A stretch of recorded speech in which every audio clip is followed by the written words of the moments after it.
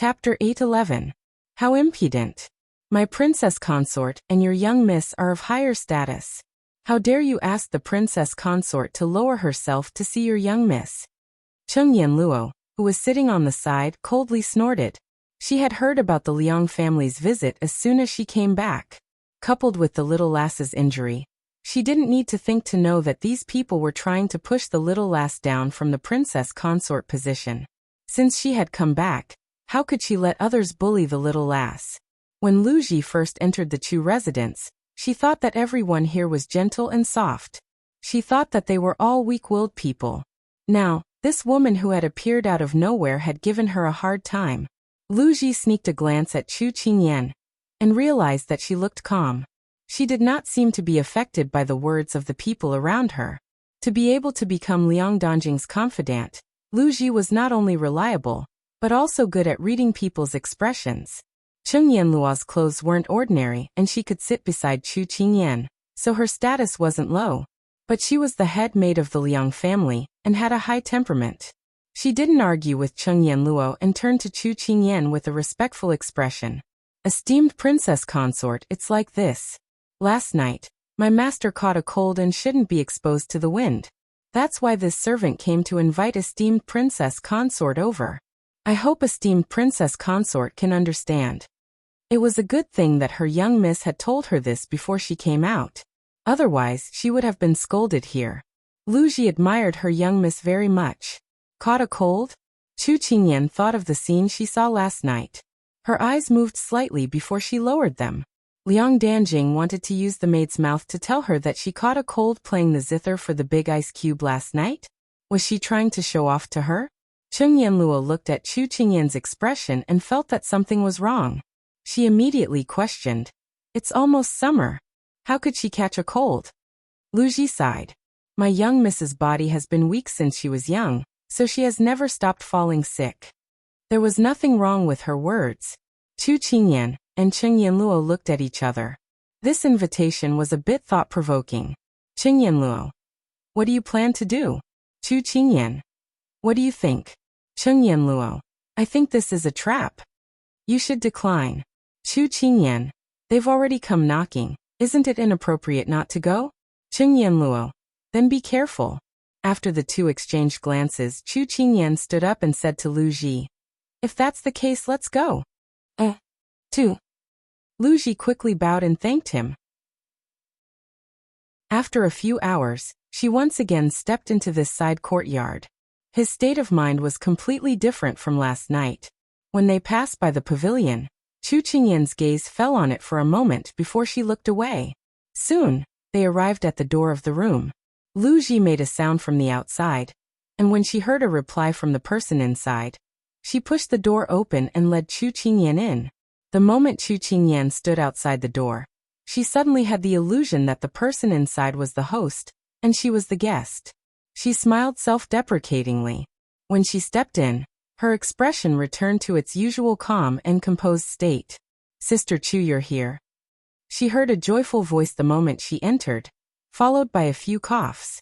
Chu Qingyan looked over and saw Liang Danjing coughing softly with a handkerchief over her mouth. Her eyes rippled and she quickly walked up to her. Cousin Jing, why are you coughing so badly? Did you send for a doctor? The words Cousin Jing clearly indicated her identity. She was her eldest cousin brother's wife, her cousin-in-law. Liang Dongjing's hand paused for a moment. Then she removed the handkerchief and forced a smile at Chu Qingyan. It's nothing. It's just a small problem. I'm used to it. Lu Ji has already brewed medicine for me today. I've made Sister Chu worry. Chu Qingyan's gaze fell on her rosy cheeks. Her gaze deepened. Then she looked away and smiled faintly. Cousin Jing, you don't have to be so polite. You're His Highness' cousin, so you're also my cousin. There's no need to be so formal with me. Liang Danjing tightened her grip on the handkerchief. She was sick of Chu Qingyan talking about her identity. Sooner or later, her identity would change. Thank you, Sister Chu. Please take a seat. She smiled and used the word Sister Chu. She looked so innocent, as if she didn't realize that it was unreasonable. But she had to call her that. She didn't want to call her cousin-in-law or Wang Fei at this time. Chu Qingyan could hear the hidden meaning in her words, but she wouldn't argue with her on this. She smiled and sat down on a chair on the side. Liang Dongjing's eyes turned. Her fingers stroked the handkerchief as she sighed. Actually, it's also sister's fault for being useless. Last night, I was only focused on learning from eldest cousin, and forgot that the night wind was cold. I didn't put on more clothes, so I caught a cold. The night wind is quite strong. You're weak, so you should go out less at night in the future. Since she was her cousin-in-law, she naturally had to act. Chu Qingyan said in a concerned tone. Liang Dongjing's eyes flashed. She originally wanted to use this matter to sow discord between Chu Qingyan and eldest cousin, but she didn't expect her to be so nonchalant. Was she too good at enduring, or was she too stupid to understand these words? Sister will remember. Chu Qingyan followed up with a few more words of concern. Liang Dongjing probed a few more words, but she found that she didn't listen. Her heart was a bit unsettled. In the end, she directly threw out her trump card. Older sister Chu, you're so smart, so you should know why my sister and I came to Jiangnan. Her face was flushed, as if she was a bit shy. Chu Qingyan sighed. This girl finally got to the point. She thought she would have to keep going in circles with her. I know that you rarely go out. Now that you're taking advantage of the fireworks in Jiangnan in March, you can experience the local customs, visit relatives, and see the scenery. It's quite good. As the saying goes, it's better to travel 10,000 li than to read 10,000 books. Chu Qingyan replied with a smile. Liang Dongjing was stunned. She had already said it so bluntly, but this person was still beating around the bush. Sure enough, this Chu Qingyan couldn't be underestimated. No wonder Mama Hong and the others fell into her hands. That's only one of the reasons, but the main reason is another. Liang Dongjing said shyly. When Chu Qingyan heard this, she knew that she was going to lift the veil. We were ordered by Aunt to go to Jiangnan to serve by His Highness' side. Right now, us two sisters have already rested in the manor for a few days, and the fatigue from the journey has already disappeared. We originally didn't want to mention this matter and worry older sister Chu, but this was Aunt's order, so us sisters didn't dare to disobey. So today, we boldly ask older sister Chu about this matter. We hope older sister Chu will forgive us. She was recommending herself to be the pillow, and she was openly declaring war on her. The main wife. Chu Qingyan sneered in her heart. Sure enough, shameless people were invincible. Chapter 8:12. Chu Qingyan looked up at her with a normal expression. I'm afraid that cousin will have to speak to His Highness about this matter. I can't make the decision. Liang Dongjing seemed to have already expected her to answer like this. She smiled calmly. Younger sister knows that eldest cousin will have to make the decision, but, speaking up to this point, Liang Dongjing paused, as if she wanted to keep people in suspense. Then she slowly said, if elder sister doesn't agree, even if it's in front of His Highness, he won't agree. Chu Qingyan recalled their intimate actions last night. Hearing her say this now, she couldn't help but twitch the corner of her lips. Liang Dongjing's motive for saying this was probably to disgust her. His Highness never allows anyone to interfere in his matters, so I'm afraid that I can't help you. Chu Qingyan deflected the question back to her. Liang Dongjing looked at Chu Qingyan with a deeper meaning in her eyes. For this matter, if elder sister can't help, then younger sister feels that no one else can. Younger cousin, what do you mean? Could it be that you think that I'm purposely refusing to help? Chu Qingyan heard the implied meaning in her words, and her expression couldn't help but darken. Younger sister doesn't dare. Although that was what she said, Liang Dongjing's words were full of suspicion. Chu Qingyan scoffed in her heart. Half leaning on the back of the chair, her expression was indifferent. Younger cousin, a straightforward person doesn't resort to insinuations. If you have something to say, just say it. Liang Dongjing looked at Chu Qingyan's calm face and sighed in her heart. This person was stubborn. No matter how she provoked her, she didn't lose her composure. With such a calm and steady attitude, how was she going to continue with her act? Since that was the case, she might as well speak her mind openly. Elder sister Chu, you can't compare to us. At least you grew up by His Highness's side. Although His Highness's temperament is rather cold, You've been with him for so many years, so you have some status in his heart. Perhaps he won't listen to other people's words, but if it's you, then it might be different. Liang Dongjing's face was sincere, but in her tone there was a hidden meaning. Asking her to persuade the ice cube to take a concubine? Chu Qingyan felt that unless her brain had been kicked by a donkey, she would never do such a thing. She had already tried her best to calm down, but this person just wouldn't stop. Chu Qingyan was also a little annoyed. Cousin, there's nothing I can do. You should talk to His Highness yourself. Chu Qingyan got up and prepared to leave. She didn't want to get involved in these matters at all. So what if they acknowledged her as princess consort? Whether or not to take a concubine was never up to the wife to decide. The most important thing was still up to the man. If they wanted to, they couldn't stop them even if they wanted to. Chu Qingyan suddenly felt that the women of this era were very sad. Because they were obedient to their fathers at home and obedient to their husbands when they were married. They had never lived for themselves for a day. Just as she was about to leave, Liang Dongjing's voice rang in her ears, mocking her. Chu Qingyan, do you really think I need you to help me? Chu Qingyan turned to look at her. Then what did you mean by saying so much? I just wanted to see if you were qualified to be His Highness Princess Consort. I also wanted to see if you had the magnanimity to tolerate others. Liang Dongjing looked at her without showing any weakness. She really spoke in a righteous manner. Chu Qingyan sometimes couldn't understand where these people got their courage from. Liang Dongjing had a bit of ridicule on her face. It's a pity that you came from a poor family and are so petty. No wonder Aunt doesn't like you. A daughter-in-law who doesn't know how to produce offspring for the royal family will be replaced in the end. It's not easy to be a royal daughter-in-law, and His Highness can't only favor you. You should have seen last night that His Highness isn't as infatuated as you think.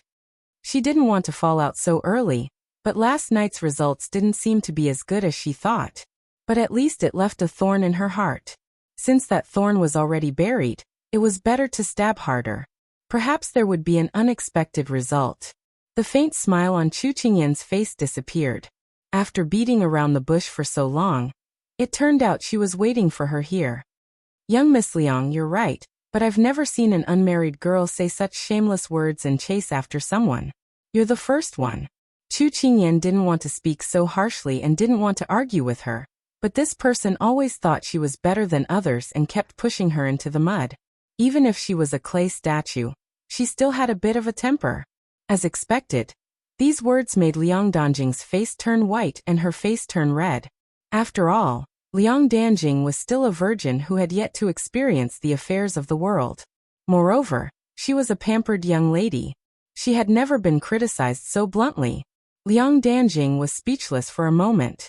Chu Qingyan felt it was very boring, and she didn't want to stay any longer, so she turned to leave.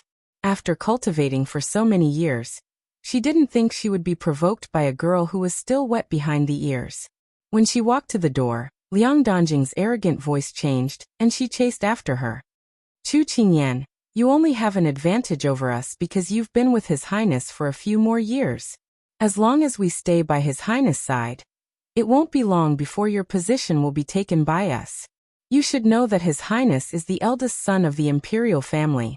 What kind of path does he have in the future? Now that the princes are fighting both openly and covertly, His Highness needs someone to support him from behind, and our Liang family is his most important right-hand man. The marriage alliance will be put on the agenda sooner or later. At that time, can you still keep your position? Besides, even without the Liang family, there will be the Wu family, Chen family, and Li family. You can hold them off for a while, but can you hold them off for a lifetime? Every word was heavy as it smashed at her. Chu Qingyan suddenly turned around, her eyes as cold as ice. These are all things you've thought of for him. Have you asked if he's willing? Liang Dongjing's lips curved slightly, her tone cold. Stupid princes, if you don't fight, only death awaits you. Don't tell me you want to watch him walk down the path of death. Moreover, it's not bad for a man to aspire to travel far and wide, but who would give up that supreme position and live a life of wandering about?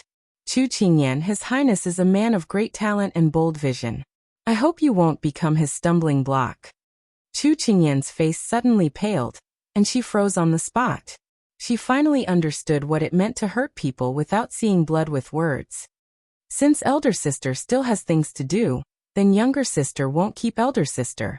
Elder sister, take care. After Liang Danjing finished speaking, her expression was gentle and virtuous. She didn't look like the person who had said those sarcastic words just now. Before she came to Jiangnan, her aunt had given her instructions. First, she wanted eldest cousin to agree to take a secondary consort. Second, she wanted eldest cousin and Chu Qingyan to have animosity between each other. If she could get rid of her, it would be even better. Chapter 8:13. Master, I heard from Xining that the young princess consort went to the side courtyard. Hualing stood in front of the table and reported. Xiaosu raised his head. Why would she go to the side courtyard for no reason? Hualing shook his head. This subordinate isn't sure either. I only heard from the servants that the young princess consort's complexion was very bad when she left the side courtyard. Do you think Miss Biao bullied the young princess consort? That being said, Hualing didn't believe that the Liang family could climb over the young princess consort's head and behave so atrociously. The young princess consort should be thanking the heavens if she didn't bully others. Xiaosu also thought so, but he felt that something was wrong. Ask Ayan to come over. Hualing immediately complied. When Chu Qingyan returned to her room, she found Cheng Yanluo still sitting there with her legs crossed, leisurely drinking tea. Lass, why do you look so pale?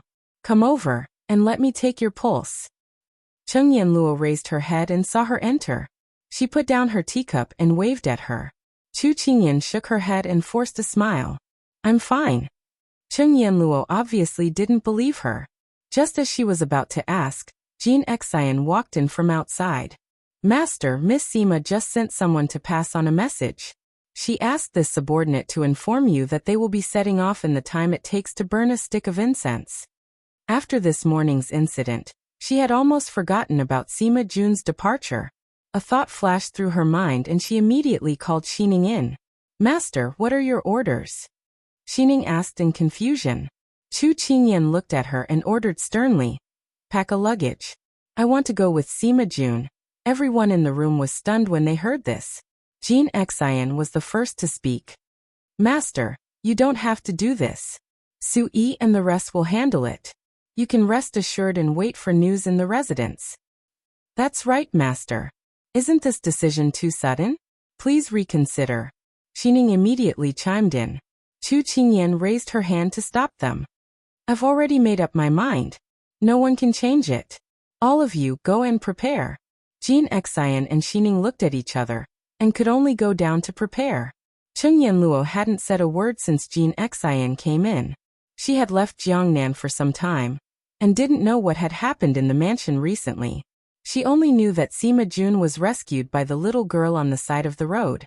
She hadn't asked the little girl about the story behind it. However, she wasn't without discernment. As soon as she heard the conversation between Jean Xian and Xining, she knew that it would be dangerous. Little girl, what's wrong with you? It's not like you to come up with ideas on the spur of the moment. Hearing the obvious disapproval in Yan Luo's words, Chu Qingyan turned around and looked at her deeply. There was a darkness in her eyes that no one could understand. Yan Luo, I am doing this for myself. Don't worry, I will come back in one piece. Yan Luo wanted to say something, but Xining and Jean Xian had already returned. Chu Qingyan took the bundle from Xining's hands and patted her head as a reward. Then, she left with Jean Xian without any reluctance. Cheng Yanluo sighed softly as she watched her leave. When the little girl went to the side courtyard, she went to find Xiaosu and quarreled with him. Of course, it was a one-sided declaration of war, and the other party didn't accept it at all. She came back in a fit of anger. She wanted the little girl to give Xiaosu the cold shoulder for a few days, and let him know what it felt like to kick an iron plate. She didn't expect the little girl to disappear without a word. Why did she feel that there was something strange between the little girl and Xiaosu the moment they returned to Jiangnan? What exactly was going on? Was there something she didn't know? Cheng Yanluo frowned, puzzled. Sima Jun and the others were ready to set off. When they saw Chu Qingyan coming in from outside, they couldn't help but smile. You have a conscience, little girl. You're here to see us off. Chu Qingyan walked up to her and smiled. I'm not here to see you off. Then why? Sima Jun noticed the bundle she was carrying and seemed to have guessed the answer. Chu Qingyan patted the bundle on her shoulder and said casually, I don't think your journey will be easy, so I might as well help you to the end. I'll accompany you on this journey. So nice? Sima Jun raised her eyebrows. What do you think? Chu Qingyan smiled sweetly, then waved at Sui. Sui understood and quickly brought out 2 horses from the stables. Chu Qingyan quickly mounted the horses and said to Sima Jun, Hurry up. Otherwise, it'll be dark and we can't leave the city. With that, she took the lead and left through the back door.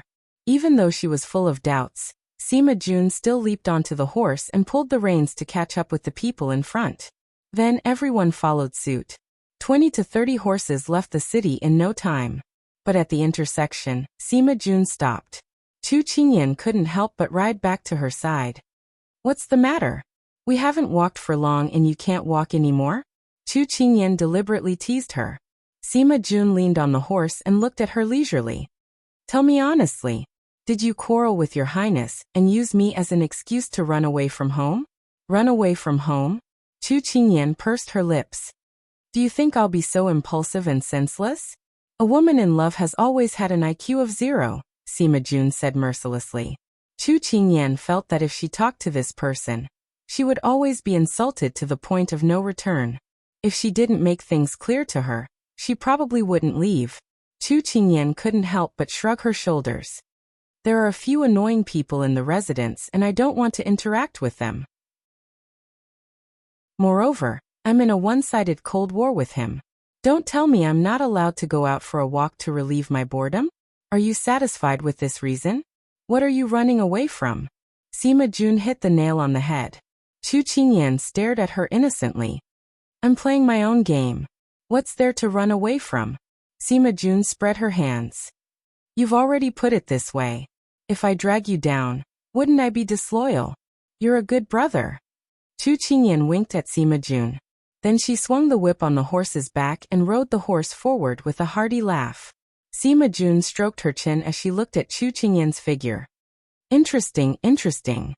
After saying that, she caught up with Chu Qingyan and said in a clear voice, This place is spacious. Let's have a competition to see who can reach the bridge in front first. The loser will treat us to a meal. All right. It's a deal. Dust rose up, obscuring the figures in front. Hualing came to find Chu Qingyan on his master's orders, but he met Turin on the way. The two of them talked for a bit and wasted some time. When he arrived at Chu Qingyan's courtyard, he heard Xining say that his young princess had already left with Sima Jun. He secretly cursed in his heart. The young princess had left without an invitation. This matter was serious. He immediately sent people to chase after the young princess, while he quickly flew to the study. He was afraid that he wouldn't make it in time, so he used his qinggong. This matter would create a storm in the manor. He had to quickly tell his master. Chu Qingyan didn't know that once she left, the entire Chu manor would be in chaos. Chapter 8:14. When Xiao Su received the news, Chu Qingyan's group had already left Jiangnan City. Xiao Su threw down the book in his hand and looked coldly at Hualing. What is going on here? His master rarely got angry. Only little Wang Fei was able to easily disturb his master's mood. When his master wasn't here, Hualing complained in his heart, but he could only endure his master's anger. He replied with fear and trepidation. This subordinate also doesn't know what is going on, but this subordinate asked Xining. She said that little Wang Fei didn't have any plans to accompany us, but for some reason, after returning from the side courtyard, she made this decision. It should be a last-minute decision. Finishing, Hualing immediately hung his head. There was no need to guess. It was obvious that it had something to do with the side yard. At this time, Turin came in after receiving the news. But when he saw the atmosphere in the room was so gloomy and his master's face was so dark that people didn't dare to breathe, he couldn't help but give Hualing a look of inquiry. Turin whispered what he had just said to him. Turin was shocked and immediately turned to speak to his master behind the table. This subordinate doesn't think little Wang Fei is someone who doesn't know the severity of the situation. Something must have happened for little Wang Fei to do this. Ben Wang knows Ian's personality better than you. She wouldn't leave for no reason. Hualing, immediately investigate what happened before Ian left. Turan immediately released the news. Have all the secret agents follow Ian and protect her safety. Xiao Su ordered in a heavy voice.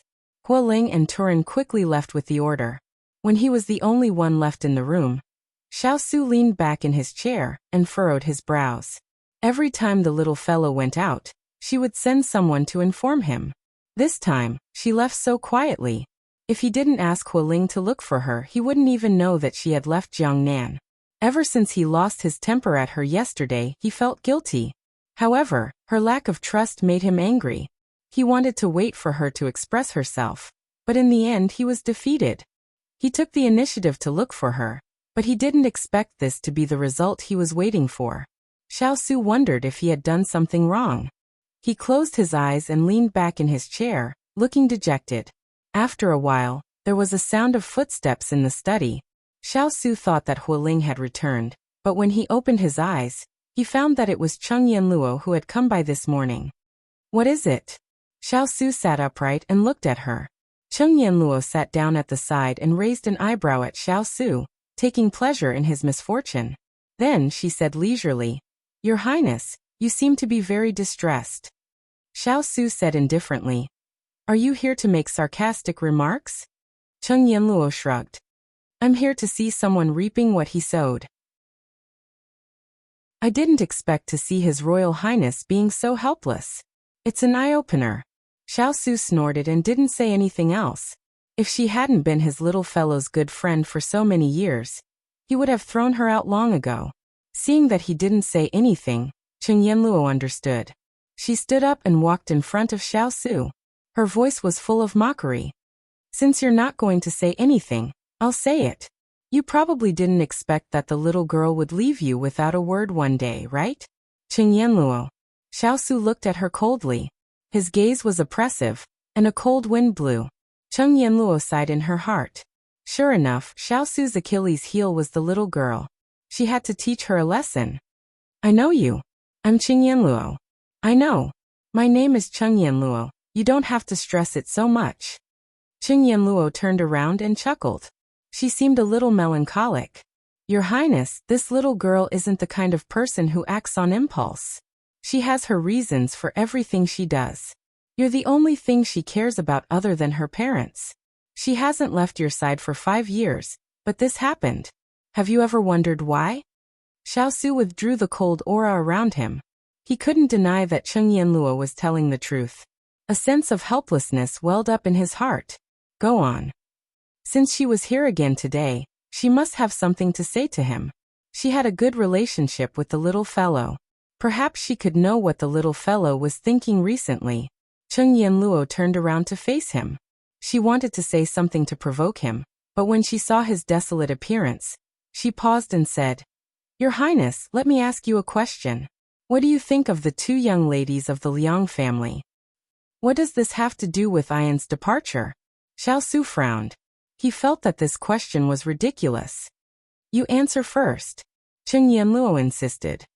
They're just 2 outsiders. Although Xiao Su was impatient, he still replied. Hearing this, Cheng Yanluo looked at him suspiciously. Seeing that he didn't seem to be lying, she couldn't help but sigh. So that's how it is. Your Highness, I feel that this little girl has wronged you by throwing a tantrum. What do you mean? Xiao Su's expression was a little ugly. Cheng Yanluo didn't want to beat around the bush. She said bluntly, Your Highness, you have a high IQ, but your EQ is worse than a random passerby. The 2 young ladies of the Liang family have received orders from your mother to head to Jiangnan. What are they planning? They are simply scheming. Everyone knows. But what about you? You haven't made your stance clear. You've only placed them in the courtyard. What do you want the little girl to think? Even if she trusts you, she can't do anything about other people's malicious instigation and fanning the flames. Xiao Su seemed to have comprehended something, but before he could make sense of it, Cheng Yanluo spoke again. But just as you said, the 2 young ladies of the Liang family are outsiders. Their lethality is definitely not enough to make the little lass run away to avoid them. So, Cheng Yanluo looked at him meaningfully. Have you ever found a problem with yourself? For a moment, Xiao Su was at a loss for words and had nothing to say. After a moment of silence, Xiao Su was perplexed. Then why didn't she ask me? Cheng Yanluo found it funny. Don't you know that other than saying one thing and thinking another, girls are good at being stubborn? She's just waiting for you to take the initiative to ask. All right, that's all I have to say. Think about it carefully. After Cheng Yanluo left, Xiao Su covered his face with his hands. He looked more tired than if he had just fought a war. And right at this time, Hualing walked in hurriedly. Master, this subordinate has found it. Xiao Su regained his composure in an instant. He looked sternly at the subordinate in front of him. Speak. Hualing immediately repeated the conversation between his little Wang Fei and Liang Danjing today. As he spoke, he looked at his master and found that his master's face was getting darker and darker. There was a sense of foreboding that a storm was coming. Hualing swallowed his saliva and threw out another heavy blow. Master, the young princess consort knows that you went to the side courtyard last night. Not only does she know, but she also heard from the hidden guards that she went to the side courtyard. Boom. Xiao Su felt something explode in his mind. She looked so sad last night. So it was because... Chapter 8:15. Putting everything together, Xiao Su quickly understood what had happened. He had still underestimated the women of the Liang family. He had thought that if he left them to the side, as long as they didn't cause any trouble, he would send people to send them back to the capital. But he didn't expect them to be the same as his uncles, so ambitious. As expected, if the upper beam is not straight, the lower beam will be crooked. Xiao Su suddenly stood up and threw down a sentence to Hualing. Go to the side yard. After dealing with Mama Hong and the others, he thought it would have a deterrent effect on them, but they were bold enough to set their sights on him, and even slandered the little fellow. These people had already stepped on his bottom line. Hualing knew his master was angry. He wanted to vent for the little princess consort, but due to his status, now that his master had spoken, what was there to be afraid of? He happily followed. Older sister, I heard from the front yard that Chu Qingyan left the Fu this morning. It seems like she lost without a fight. When Liang Danbing heard the news, she immediately rushed over to share the good news with her older sister. Although Liang Danjing felt that Chu Qingyan's action of running away from home was a bit puzzling, but for them, it was undoubtedly a great piece of news. It seems like today is a good day. Liang Danjing happily said. At this time, Liang Danbing came in front of her and mysteriously said, Older sister, since Chu Qingyan left this time, why don't we go all the way and make her? As she said this, Liang Danbing made a gesture of slitting her throat. Liang Danjing shook her head in disapproval. If it was any other time, I wouldn't object, but this time, I don't think it's appropriate and there's no need. Liang Danbing was a bit puzzled. Why? This is a good opportunity. I've been in contact with Chu Qingyan for a while, and thought she would be a rival, but I didn't think it would be so easy to anger her. Although eldest cousin dotes on her, so what? Men generally like obedient and virtuous women. If they make too much noise, the man will lose interest.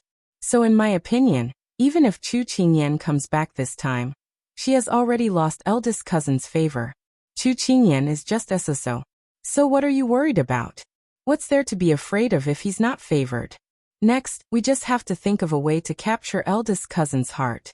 Wouldn't the position of consort or consort be ours? Liang Danjing thought about how she had been scheming to get rid of her for the past 2 days. She didn't expect her to be so weak. She smiled complacently. In terms of intelligence, Chu Qingyan was still a little inexperienced. Liang Danbing couldn't help but widen her eyes. She gave Liang Danjing a thumbs up and said, Sister, you're still the best. This time, it didn't take any effort at all to drive Chu Qingyan out of the mansion in anger. Let me widen my horizons. Younger sister now understands why mother always told me to look up to you. Liang Danjing calmly accepted her sister's praise. But at this moment, the door was suddenly pushed open from the outside. Who is so unruly? Be careful, I'll serve you properly. The 2 people in the room were shocked. Liang Dambing was the first to open her mouth and said arrogantly. Liang Dambing had completely forgotten that she was here. She was only a guest. Taking over the host like this made the people outside unhappy. When Liang Dambing's words fell, Hualing led Xiao like cavalry into the room in 2 rows, standing neatly on both sides. After seeing these people clearly, Liang Dambing's face turned white. Weren't these the guards by eldest cousin's side? Liang Danjing unhappily glared at her younger sister. She really couldn't accomplish anything, but was good at spoiling things.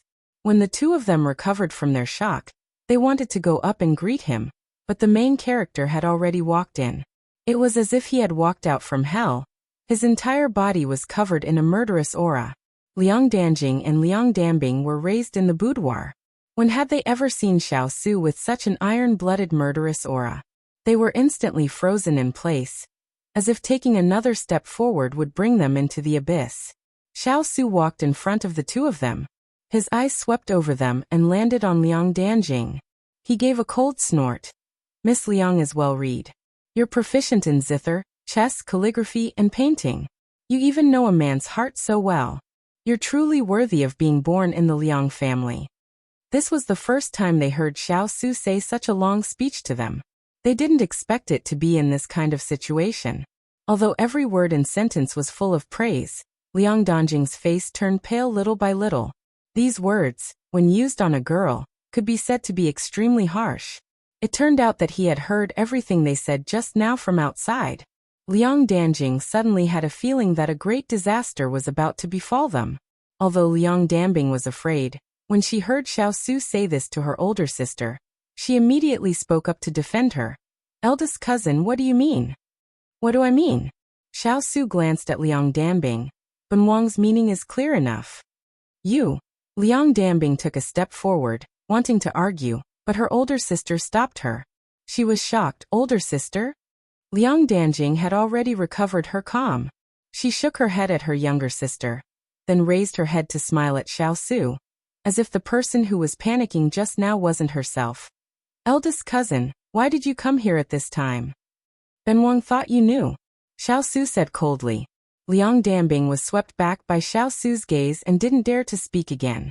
Liang Danjing bit her lip and resisted this cold gaze, not to be outdone. Liang Danjing forced a smile. Younger sister really doesn't know. Xiao Su narrowed his eyes. Ben Wang knows that you came here under Imperial Mother's orders. Ben Wang didn't make things difficult for you and even let Ian arrange a place to stay. It's not because I acknowledge your status, but because I want to appease Imperial Mother's heart. As long as you don't cause any trouble, Ben Wang guarantees that you will safely return to the Liang family. When you get married in the future, Ben Wang will definitely send you rich congratulatory gifts. It's a pity that you touched Ian. These words were even more embarrassing than a direct rejection. The Liang family's beautiful sisters instantly paled. Liang Dambing flew into a rage out of humiliation. She didn't care that the other party was the legendary bloodthirsty war god. What's so good about Chu Qingyan? Is it worth you protecting her like this? In terms of talent, she can't compare to my older sister. In terms of family background, she can't compare to our Liang family. She is completely useless. How can she help you in the future? Is this how the Liang family teaches their children? Conceited? Xiao Su's eyes were cold. Hearing this, he could imagine how much the little fellow had suffered in front of them. People that always talked about their family background and status. How could they expect them to be merciful? Liang Dambing's lips trembled. She didn't know how to refute this. Ben Wang doesn't need you to remind me of whether I need help or not. If you and the people behind you can't know your place, Ben Wang can eliminate the Liang family right now. Xiao Su disdained arguing with women. He had specially come today because he had some words that he needed to use their mouths to pass on to the Liang family. Once these words were said, the blood drained from their faces. Chapter 8:16. The reason why the Liang sisters were so fearless was not only because of Empress Liang's support, but also because they relied on the Liang family's power. Therefore, Xiao Su could not fall out with the Liang family. But who would have thought that Xiao Su did not care about the Liang family at all? Once this understanding was broken, How could the two sisters of the Liang family not panic? Eldest cousin, what do you want to do? Liang Danjing was still calm, but the trembling in her voice revealed her current emotions. Without waiting for Xiao Su to answer, Hualing bowed and said, "Two misses, the carriage to return to the capital has been prepared. Please pack your luggage and set off before the sky turns dark." What? Xiao Su wanted to send them away. Liang Danbing shook her head in fear. "Eldest cousin, you can't do this. We were sent here by aunt. If we go back like this, what will the noble children of the capital think of us? How will our Liang family stand in the court?" When they first came to Jiangnan, it was not done in secret. The Liang family had already spread the word. Originally, they thought their marriage to the imperial family was set in stone. If they were sent back like this, not only would they lose face, even the Liang family would lose face. They thought that even if Chu Qingyan left the Fu without permission, he would still be angry and not give face to the monk. But he did not care about their friendship and acted so ruthlessly. "That's your business. When you spoke ill of Ian and tried to drive a wedge between us, you should have thought of today's situation." At the beginning, he had considered too many things and let the little fellow suffer. Xiao Su's gaze tightened. Although he did not personally see the little fellow leave Jiangnan, he could imagine how uncomfortable it was for her to make this decision. The people he cared about, even if he was angry with her, he rarely said harsh words because he was afraid she would feel uncomfortable. But the people he tried his best to protect were insulted by them. How could he not be angry? Liang Danjing saw further than her sister. If they left Jiangnan today, then their Liang family and Xiao Su would be irreparable. She took a step forward.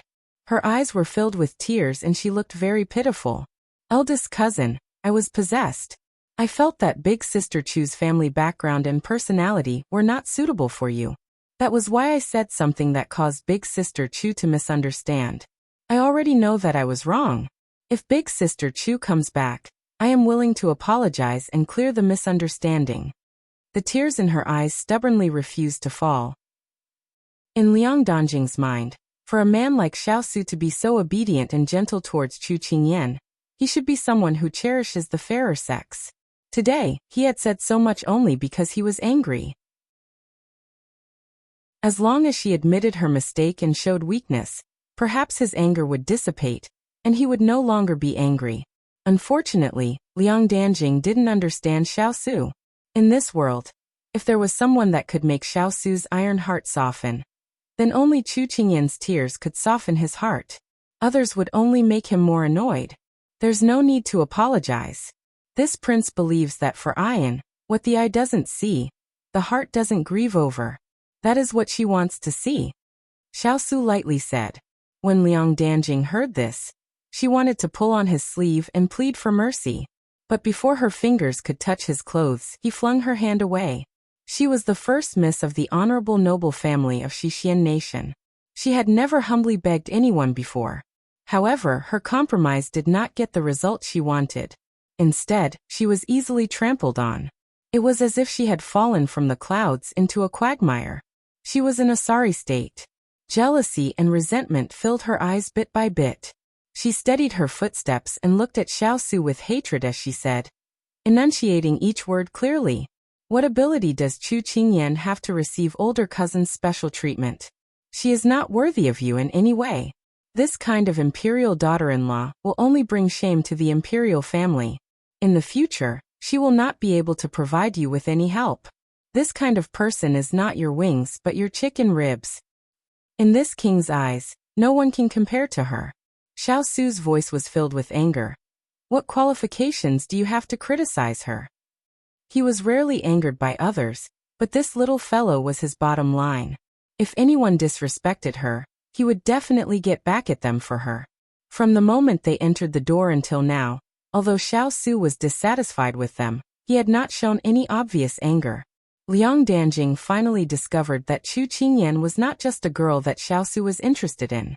She felt that if they could not safely get through today, then they would not have a chance to become the imperial concubine of the King of England in the future. She knew that Xiao Su did not like them bringing up the Liang family, but she had no way out now. Fine, I don't have the qualifications, but what about the Liang family? Our Liang family is loyal to you and wholeheartedly wants to support you, but you are always so distant. Now you don't even put the Liang family in your eyes, but you turn a deaf ear to our sincerity. Older cousin, by doing this are you worthy of your aunt, who painstakingly raised you, and the Liang family, who are loyal to you and have schemed for you. Schemed for this king. Xiao raised his eyebrows slightly, revealing a trace of mockery. Liang Danjing panicked because of his words. For so many years, if it was not for his help in the dark, the Liang family would have been completely swallowed up by the Fu family in the past 2 years. If the Liang family could be on par with the Fu family now and know their place, perhaps he would have protected them for a few years. Unfortunately, people's desires swelled with power. Now they were no longer satisfied with the current situation, and were in a heated argument with the Fu family. His imperial mother was also adding fuel to the fire behind the scenes.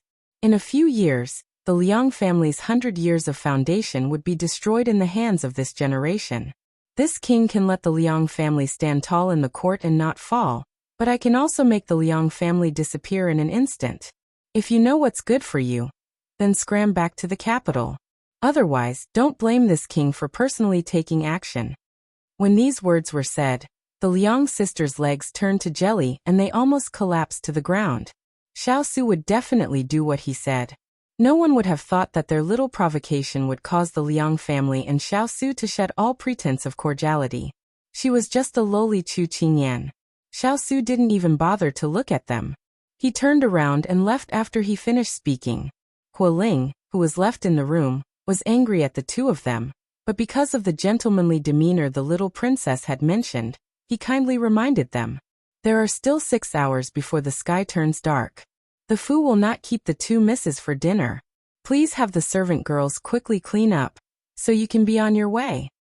Huo Ling's calm words, and the guards who were glaring at them from the side made Liang Danjing see the situation clearly.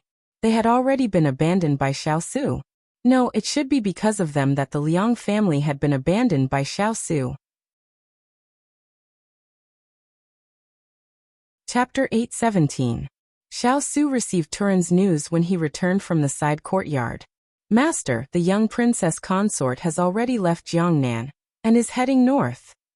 Turin stood in the study and reported quickly. How many people did she bring with her? Xiao asked in a low voice. Su Yi and the others have all taken her away. Jean Xian is also with her. Did our men follow her? They did, but they kept a certain distance. They were worried that the young princess consort would discover them. Fortunately, although the young princess consort left in a hurry, she had brought her men with her. Otherwise, he wouldn't have the guts to report. Xiao pondered after hearing this. He had heard the little fellow mention that he planned to send men to assist Sima Jun's group. However, he had been busy with the official salt, and had been in a cold war with the little fellow for the past 2 days, so he hadn't had the time to ask about the details. Xiao suddenly regretted not asking about the little fellow's affairs. That was why he didn't know anything about the little fellow. Lon Manor's influence was spread all over the world. This matter of seizing power was no small matter. The little fellow's trip boded ill rather than well. Xiao didn't think too much and said, "Prepare the horses. We will set off in a quarter of an hour." Turin didn't dare to delay, and immediately agreed. Xiao's expression was deep. No one could tell what he was thinking. Huo Ling walked in at this time. Seeing his master's cold aura, he couldn't help but lower his head. "Master, the 2 young misses of the Liang family have already left the Fu." Xiao's tone was indifferent. "Send a few people to keep an eye on them. Don't cause any trouble." "Yes, this subordinate has already informed the hidden guards along the way." Huo Ling replied. "When we return, go to the disciplinary hall to receive your punishment." Xiao turned to look at him, his tone was still indifferent. Huo Ling lowered his head even more. This subordinate knows his mistake. Although his master didn't say why he was being punished, Huo Ling understood. That night, when the young princess consort went to find his master, he should have paid attention and reported it afterwards. Otherwise, today's incident wouldn't have happened. When Xiao and his entourage left on their horses, Cheng Yanluo stood on top of the attic and looked in the direction of the billowing smoke with a gratified smile. This Xiao was finally enlightened and knew how to chase after people. She could be at ease. When she turned around and stretched, she saw Ethereal standing in the corner. Her expression stiffened for a moment, and then she put down her hand as if nothing had happened. She gave him a polite smile and prepared to leave. Cheng Yanluo heard him speak as they brushed past each other. Xiaoyan, this is a medicinal powder that I came up with a few days ago. Pour it into warm water and take it. It can relieve the hoarseness in your throat. Ethereal took out a white jade bottle from his sleeve and handed it to her. On the way back, the cargo ship had encountered a storm and she had fallen sick. Although she had recuperated for a few days, her throat still felt uncomfortable, but the symptoms weren't very obvious. She had wanted to go to the kitchen to stew some snow pear with rock sugar, but she didn't expect him to see through her illness. Cheng Yanluo looked at the gentle and caring person in front of her, and her heart surged. But she quickly suppressed the surge and raised her hand, intending to take the bottle. Perhaps Ethereal didn't expect her to accept it so readily, and thought that he would have to spend a lot of effort to persuade her. He was slightly distracted and forgot to let go of Cheng Yanluo's hand when she was about to take the bottle. Their fingertips touched and both of them were stunned. Cheng Yanluo didn't know whether to take it back or not. Thus, the two of them looked at each other awkwardly. Ethereal caught the flash of hesitation in her eyes. Before she could retract her hand, he gently grasped her wrist and placed the bottle in her palm. He glanced at her before releasing her hand and taking a step back. He said, I have something to do in the pharmacy. I'll take my leave first. It was rare that she didn't quarrel with him. Although Ethereal longed for the peaceful atmosphere between the two of them, he was afraid that he would say something wrong. She didn't want to accept the medicine, so he turned and left, not daring to linger. Cheng Yanluo was dazed for a moment when she felt the warmth on her wrist. But before she could regain her senses, the warmth was gone. When she looked up, all she could see was his back as he slowly walked down the stairs until he was out of sight. Cheng Yanluo retracted her gaze and looked at the ice-cold bottle in her hand. The corners of her mouth twitched slightly.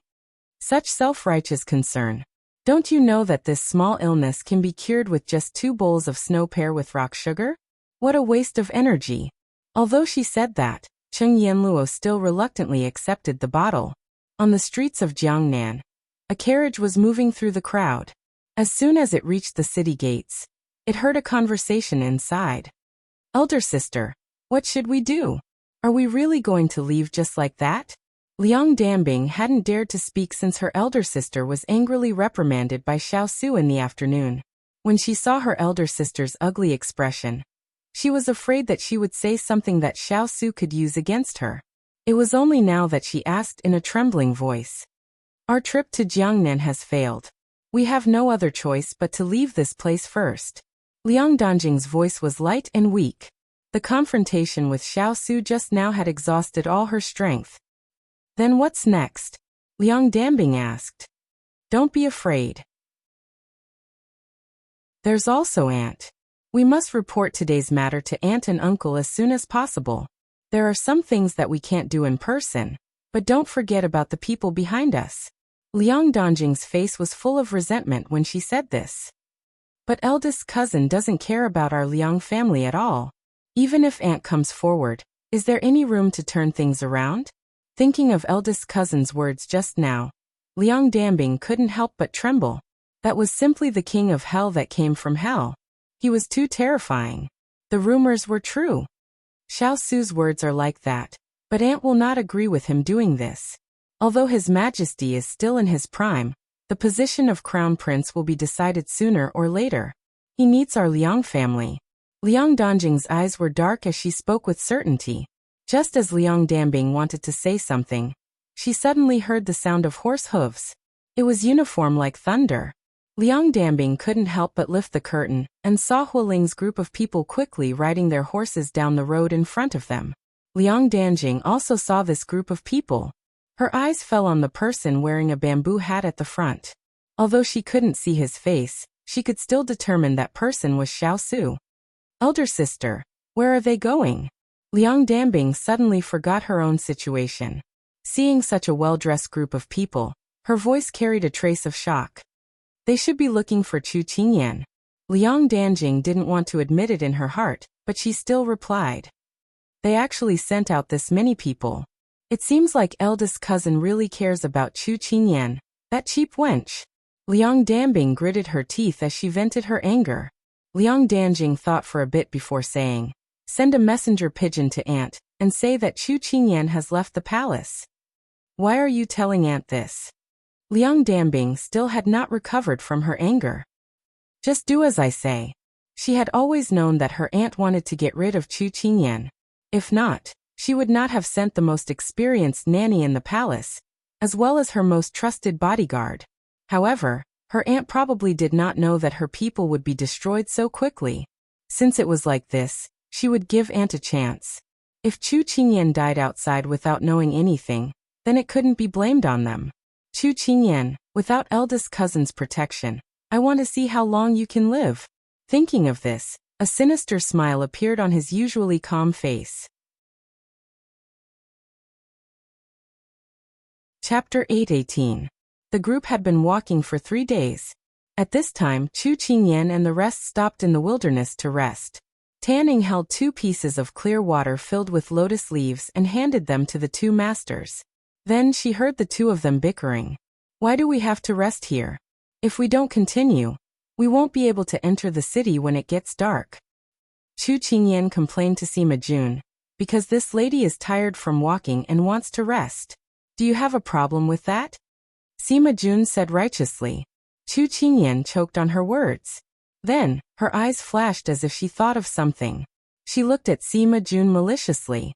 Is it because there are more people looking at me than you on the streets today? So you're unhappy? Sima Jun wasn't angry that she was exposed. She was thick-skinned. She crossed her legs and said in a tone that was asking for a beating. I'm just unhappy. What can you do about it? TSK, who told you to wear a veil? We don't have discerning eyes, and we're not that sophisticated to be able to see through a veil. So you're being unreasonable. Chu Qingyan waved her hand, looking very disdainful. Chu Qingyan had a beautiful face that deceived the world. Along the way, she received the coquettish glances of many young girls. Compared to Sima Jun, who covered her face with a white veil all day, she was very eye-catching. Little girl, you actually dare to bully me. Take this. Sima Jun flew up. When she leaped over a tall tree, she grabbed a branch and swung it at Chu Qingyan. Bring it on, who's afraid of who? Chu Qingyan imitated her words. She was really asking for a beating. She kicked the ground and a branch flew up. Then she clenched her fist and exchanged blows with Sima Jun. Everyone had long been accustomed to this scene.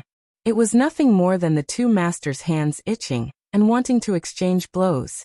However, every time, the topic of dispute was not the same. It was really difficult for them. Thus, everyone went to collect firewood, light a fire, and hunt. Everything was carried out in an orderly manner.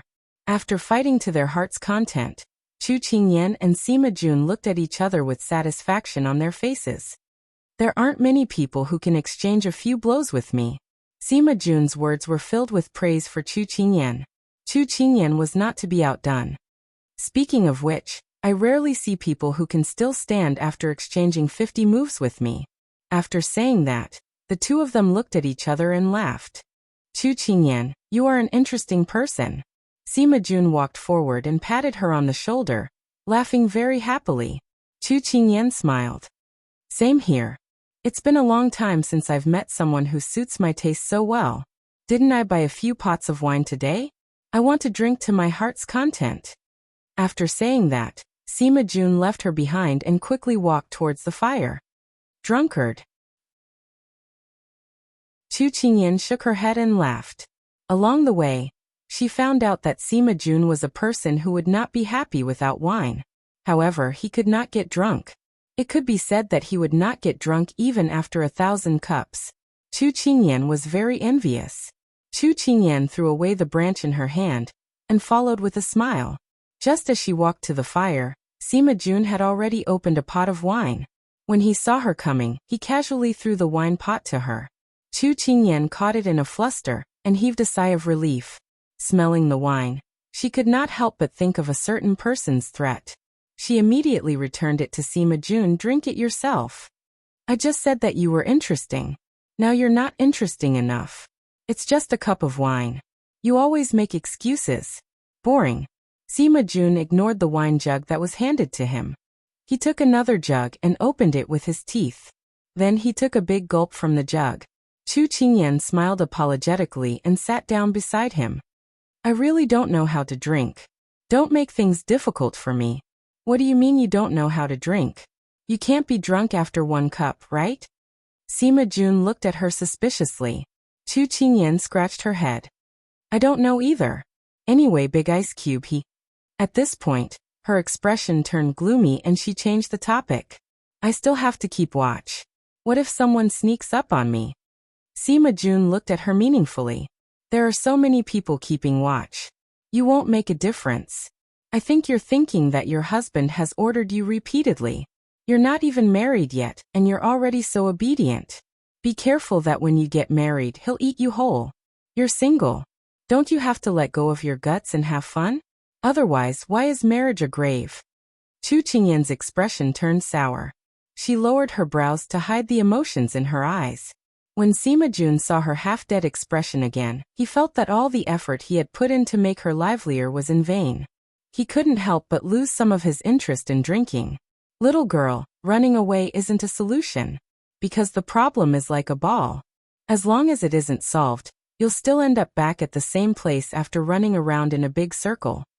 Sima Jun said earnestly. Chu Qingyan looked up, but she was looking at the darkness in the distance. She said calmly, I'm not running away from the problem. I just want to calm my heart. Won't you still have to face it in the end? Why waste time? Sima Jun retorted. Chu Qingyan admitted that she was right. However, not everyone could live as an outsider. Those involved could not see clearly and understand the logic. But when it happened to them, they were helpless. She still couldn't face Big Ice Cube. Thinking of this, Chu Qingyan retorted sarcastically, Sima, what about you? What's the matter with that era leader? You won her heart and then don't want her anymore. It's not good to abandon her after having sex with her. Sima Jun didn't expect the person in front of her to lead the fire to her. It was rare for her to suddenly become a caring older sister, but the person in front of her didn't appreciate it. What era leader? I don't know him. She denied flatly. Oh, I know. He's not called era leader. He's called Ji Linyang. Chu Qingyan chuckled. I say, you suddenly came to Jiangnan to avoid him. Sima Jun's face darkened. She glared fiercely at Tan Ying. Chu Qingyan had been hanging out with her these past few days. This girl must have betrayed her. Tan Ying received her master's resentment and immediately jumped up. This subordinate will go change Shangguang's medicine. With that, she slipped away as quickly as she could. Sima Jun angrily raised her head and drank another mouthful of wine. She wanted to change the topic, but Chu Qingyan didn't intend to let her off. She leaned over and tossed the wine jug in her hand. She asked mysteriously, hurry up and tell me, what's going on between you and Ji Linyang? How did you abandon him after having sex with him? Sima Jun pushed her away and said in annoyance, I didn't expect you to be so nosy. If you're not drinking, go away. Don't disturb me when I'm drinking. Chu Qingyan could tell that Sima Jun would change at the mention of Ji Linyang. She hugged the wine jug and drank fiercely. It was as if she was the one who had been abandoned. How strange. Chu Qingyan was very curious about the person Sima Jun cared about. She really wanted to meet him. However, she didn't expect that she would meet Ji Linyang so soon. Chapter 819. Xiao Su's group rushed day and night, and finally arrived at a town. Originally, they could have caught up with Chu Qingyan's group yesterday. However, when they took a shortcut and passed by a mountain, they encountered a group of bandits. These bandits took over the mountain and acted like kings. They burned, killed, and plundered, causing the people here to suffer. Because the bandits were familiar with the complicated terrain, it was easy to defend and difficult to attack. Thus, Xiao Su led people to deal with them for 2 days. In the end, they directly attacked and annihilated them in one fell swoop. Where are they now? Xiao Su asked expressionlessly as he stood in front of the stronghold that was filled with flames and looked down at the continuous mountain range below. Hu Ling stepped forward and replied. According to the time, the young princess consort should have arrived at Meilong town. Good. Lu Guang, take a few people and stay behind to watch the bandits. When the local officials arrive, hand them over to them. The rest of you, get ready and rest. We will set off in 2 hours. Xiao Su ordered. Yes. An orderly voice resounded in the valley. After the people behind him dispersed, Xiao Su walked to the top of the mountain and stood against the wind, looking into the distance. Little fellow, I won't let you wait for too long. The night passed peacefully, but Sima Jun drank a lot. She only woke up when they were on the road. After a good night's sleep, neither Chu Qingyan nor Gu Ruoyan mentioned their conversation last night. Hey, cover your face. Don't use that face of yours to fool around. I don't want to cover myself up like you. I want to be magnanimous in front of others. Shameless. I want to be shameless, that's why I show others. Along the way, they jested as usual. They walked like this for another 2 days. Because they received news that the traitor Xing Ming of Lan Manor had sent people to search for Sima Jun's whereabouts in the big towns, they did not go to the towns anymore. It's all your fault. I can't go see handsome men and beautiful women now. Chu Qingyan bit on a straw and looked unhappily at the person lying in the carriage like a spineless person. This person had only ridden for 2 days, and was complaining of back pain. She had no choice but to find a carriage for her. What's so good about handsome men and beautiful women? They're just skin bags. I've never heard of it. Form is not different from emptiness. Emptiness is not different from form. Form is emptiness. Emptiness is form. Stop. Chu Qingyan had a headache when she heard this. By the way, who was the one who said yesterday that if you die under a peony flower, you will be a romantic ghost? I didn't expect you to have 2 faces. Yesterday and today are different. Silly, this is called being flexible, okay? Living the lives of 2 people, that's called being smart. Sima Jun's words left Chu Qingyan speechless. Chu Qingyan snorted coldly, and could not be bothered with her. It was another night spent in the wilderness. Summer was approaching, and the weather was getting hotter and hotter. In the wild there were many mosquitoes, rats, and ants. Chu Qingyan was bitten several times. She regretted not bringing Yen Luo's mosquito repellent with her, so she could only squat here and feed the mosquitoes. They had been walking for several days. According to Tanning, they were about to reach Lan Manor's nest. Chu Qingyan could clearly feel the atmosphere getting more and more tense along the way. Because she had scattered the people around her and hid in the dark, there were only 4 or 5 people following her. In the eyes of outsiders, it was nothing more than a playboy taking his beautiful wife out to play. But today, Chu Qingyan found that Sima Jun was unexpectedly silent. Even when she tried to make her laugh, Sima Jun didn't respond, and was often distracted. Chu Qingyan found it very strange. While they were resting at night, she pulled Tanning to one side. What's wrong with your master? Because she had told Chu Qingyan about Ji Linyang last time. Her master had ignored her for several days. Tanning waved her hand with lingering fear. This subordinate doesn't know anything. With that, she immediately ran away as if there was a wolf chasing after her. The more they acted like this, the more Chu Qingyan felt that there must be something going on. But she felt that it wouldn't be easy to pry the truth out of their mouths. However, she blinked and clapped her hands. She had an idea. Sima Jun was sitting under the tree in a daze when she heard a noise and turned her head. She saw Chu Qingyan swaggering in front of her, followed by Jean Xian, who was carrying a jar of wine. What? Have you thought it through? Do you want to have a drink with me? Sima Jun raised her brows and asked. Chu Qingyan waved her hand and Jean Xian put down the wine jar and retreated. Sima Jun took it without hesitation. She removed the stopper and the fragrance of the wine wafted out. She smacked her lips. It's been aged for 10 years. Good wine. Where did you get it? The last time we entered the city, I secretly hid a jar. I was afraid that an alcoholic like you would finish it in one go. I had to be careful. Chu Qingyan also sat down and glanced at her. Sima Jun heard her cautious tone and snorted. Then why did you take it out now? Because I'm a soft-hearted person. I can't bear to see someone grieving over the passing of spring and the passing of autumn. Chu Qingyan sighed. It was rare for Sima Jun to be rendered speechless by her. She poured a mouthful of wine into her mouth and the spicy taste entered her throat. She pursed her lips and said to Chu Qingyan, "This wine is very strong. Don't drink it. If someone sneaks up on you at night, at least one of us has to be sober." Chu Qingyan looked at her in surprise. "Don't get drunk. Otherwise, when your enemy comes, I won't be able to protect you." Sima Jun smiled.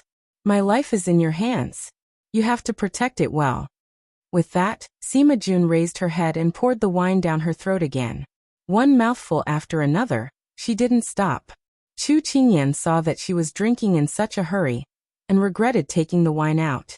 She wanted to persuade her not to drink, but when the words were about to come out of her mouth, she felt a faint layer of invisible loneliness shrouding her body. She couldn't say anything.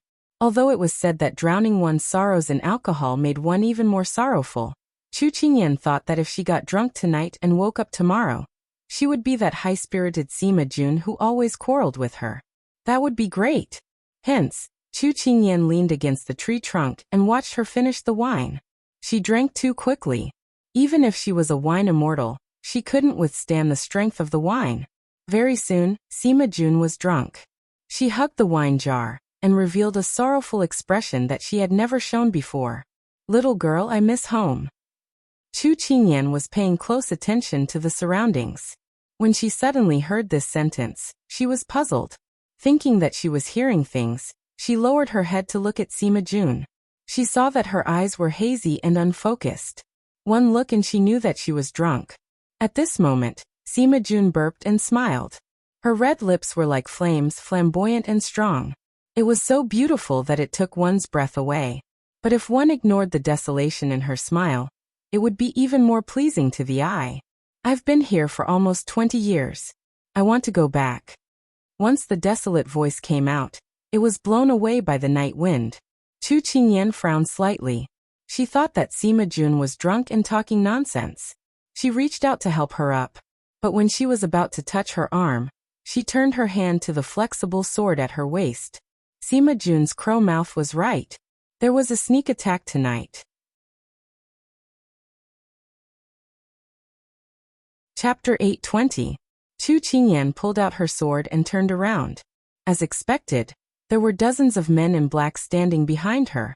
She had placed all her attention on Sima Jun earlier, and only noticed them when they were so close to her. These people came aggressively, as if they had turned out in full force. The black mass of people surrounded the entire forest. "Who are you?" Chu Qingyan calmly looked at one of the men who was not dressed in black. He was about 30 years old, and his looks were ordinary. However, there was a sinister look in his eyes that could not be ignored. This man must be the leader. That person stood out and swept a glance at the drunk Sima Jun. His eyes flashed as if he was trying to determine if she was really drunk or just faking it. He said to Chu Qingyan in an unfriendly tone, "You've got guts. You're already here. What's the use of me panicking?" Chu Qingyan shrugged. "Young man, don't try to be brave. There's no benefit in doing so. I only want Sima Jun. As long as you hand her over, we won't make things difficult for you." That person spoke arrogantly, completely disregarding Chu Qingyan. He was willing to speak so much with her only because he wanted to end the battle quickly and not waste manpower. At this time, the sound of weapons clashing could be heard from afar. Jin Xian and Tanning quickly ran over. "Master, our people have been entangled." Jin Xian pointed his sword at the men in black warily as he whispered to his master. Tanning pointed at the leader and said angrily, "Xingming, you're ungrateful. If not for Master saving you back then, would you still be able to act like a tyrant here?" Xingming laughed. "Tanning, what's the use of saying all this? Wait till I control the entire Lan Manor and strengthen it. That will be the best repayment to the Manor Lord." To think that he could say such shameless words. Chu Qingyan swept a glance at these people and couldn't help but frown. There were at least 100 of them. Even if her people were skilled in martial arts and could fight 1 against 10, they wouldn't be able to defeat them. If Sima Jun was sober, they might be able to fight their way out if they joined forces. Unfortunately, if she had known earlier, she wouldn't have taken out the wine. Unfortunately, It was too late to say anything now. She could only fight head-on. Hand over the manor lord and I can let you all go. Xingming raised his hand and the people behind him all took out their weapons. The blades were pointed at the moon, illuminating the dark forest. These people were not easy to fool. They all had imposing auras. If they didn't, there would be a fierce battle. Tanning, who was at the side, looked at Chu Qingyan worriedly. She was afraid that Chu Qingyan would really hand over her master. However, in this situation, she was in a dilemma. Perhaps it was because victory was already in his hands. Xingming did not put the immature brat in front of him in his eyes. Thus he answered with some patience. You betrayed your master, that's disloyalty. You repaid kindness with enmity, that's unrighteousness. A disloyal and unrighteous person like you should be despised by the world. If I, Chu Yan, were to submit to you today, wouldn't I be worse than you? Chu Qingyan looked at him fearlessly, as if she didn't care about his men at all. Xingming was shocked by Chu Qingyan's imposing aura. When he regained his senses, he looked at her in anger. What a shameless brat. Today, I will let you know what it means to stroke a tiger's whiskers. Men, wait. Chu Qingyan raised her hand to stop him. Xingming smiled proudly. What? Scared? Chu Qingyan laughed softly. The Blue Manor is also a famous manor. There should be many heroes and heroes under it. Xingming, if you win today because you have more people on your side, we have nothing to say. However, if word gets out that you are a bully, an ingrate, and a usurper, do you think you can still hold your position in the Blue Manor? Xingming's face turned ugly. Chu Qingyan had stepped on his sore spot. The reason why he personally came here today to capture the manor lord was so that he wouldn't give others an excuse to force her to abdicate. Then what do you want? Xingming said fiercely. You want me to hand over Sima Manor Lord? That's impossible. But if one of you can defeat me and make me admit defeat, then I will surrender. How about it? Chu Qingyan said indifferently. Xingming laughed when he heard this. As expected, a fledgling isn't afraid of tigers. With your skinny arms and legs, can you beat me, Xing? At this moment, one of Xingming's subordinates reminded him. Hall Master, be careful of traps. Chu Qingyan said sarcastically. We can't escape even if we have wings. What are you afraid of? I didn't think that your subordinates are all cowards. They're not fun at all. When Xingming heard this, he felt that he had been humiliated by a junior. He kicked his subordinate and said coldly, All right, then I'll spar with you. As long as you can take 10 moves from me, I'll let you go. All right, Chu Qingyan agreed readily. Tanning said worriedly, Master Chu, Xingming's martial arts are strong. You must be careful. Chu Qingyan turned around and patted her shoulder. Don't worry, I'll definitely defeat him. Xingming laughed contemptuously. Chu Qingyan smiled and said to Tanning in a low voice, You said that you've contacted Sima's guards. I'll try my best to stall for time. You find a chance to sneak out, and see if you're lucky enough to meet them. Tan Ying's eyes brightened. When she received the news yesterday, Yuing was already on his way. Logically speaking, the earliest he could arrive was tonight. She glanced at Xingming and agreed. Chu Qingyan patted her shoulder and gave Jean Xian a look.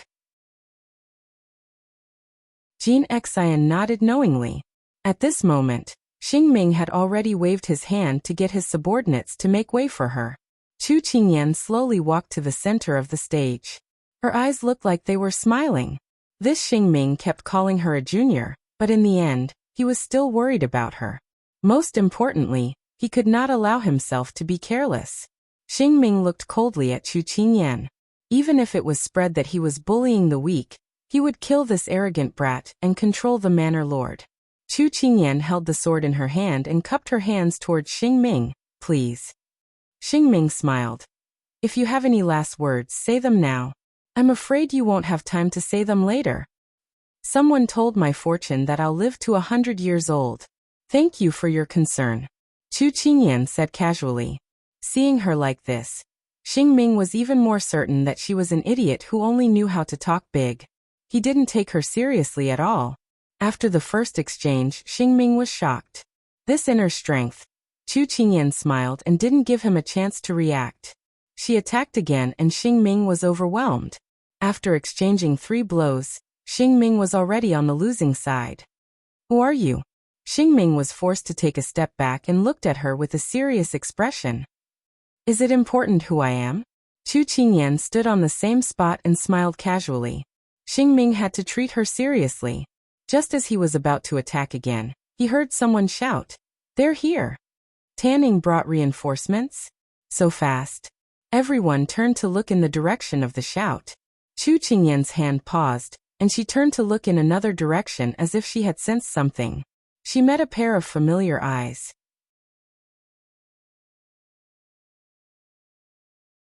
Chapter 8:21. Chu Qingyan didn't expect him to appear here, and was more shocked than pleasantly surprised. It was at this moment that Jin Xian, who was by her side, shielded her and brought her to the other side. She inexplicably turned to the other side, and when she saw a tongue of fire rapidly approaching from the distance, she realized that the people she had just spoken of were those people. For some reason, she felt a little guilty and didn't dare to turn back in the direction she was looking at.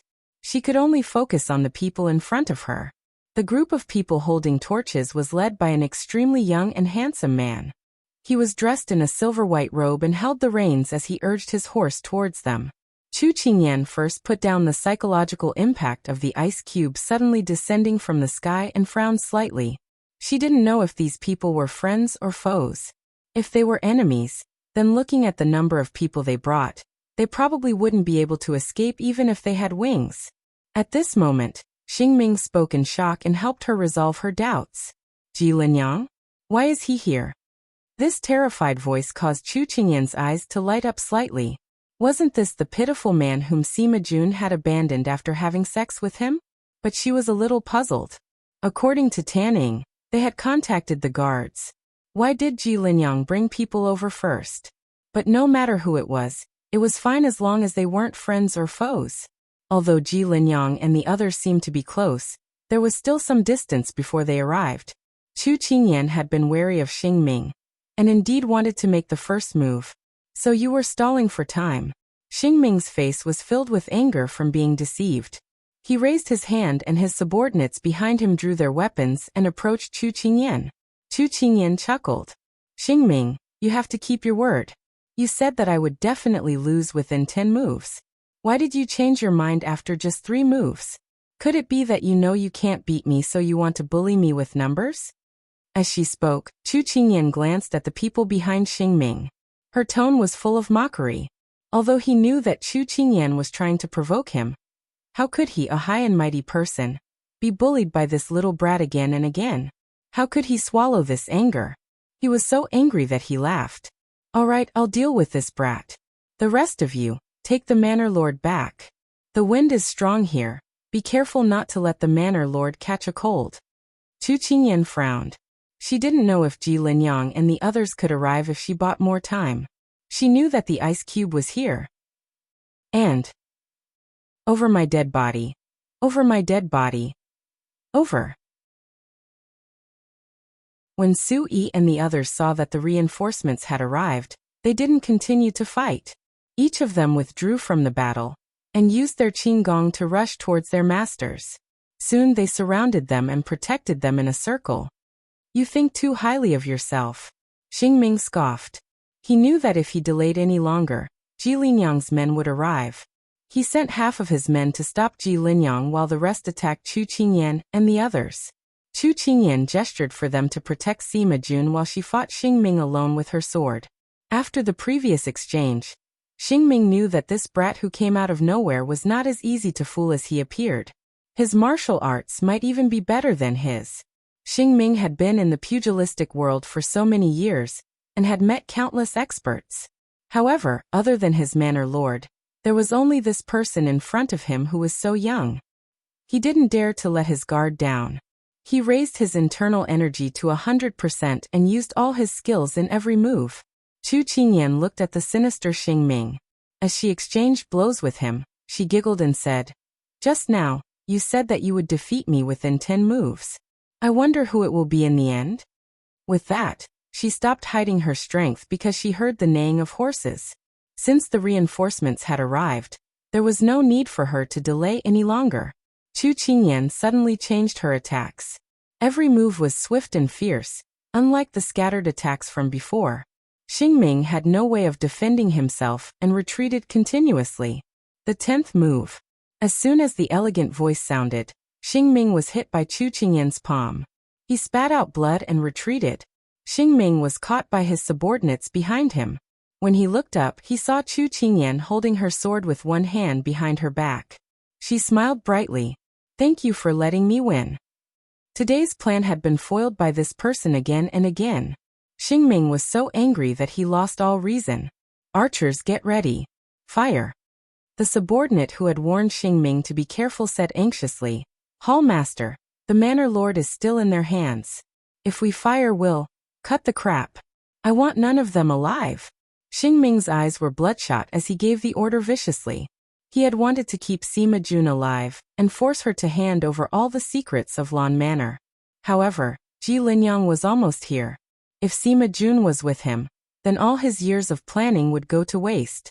As long as Sima Jun was dead, he would be in power. So what if he didn't have the right to do so? Anyone who stood in his way would die.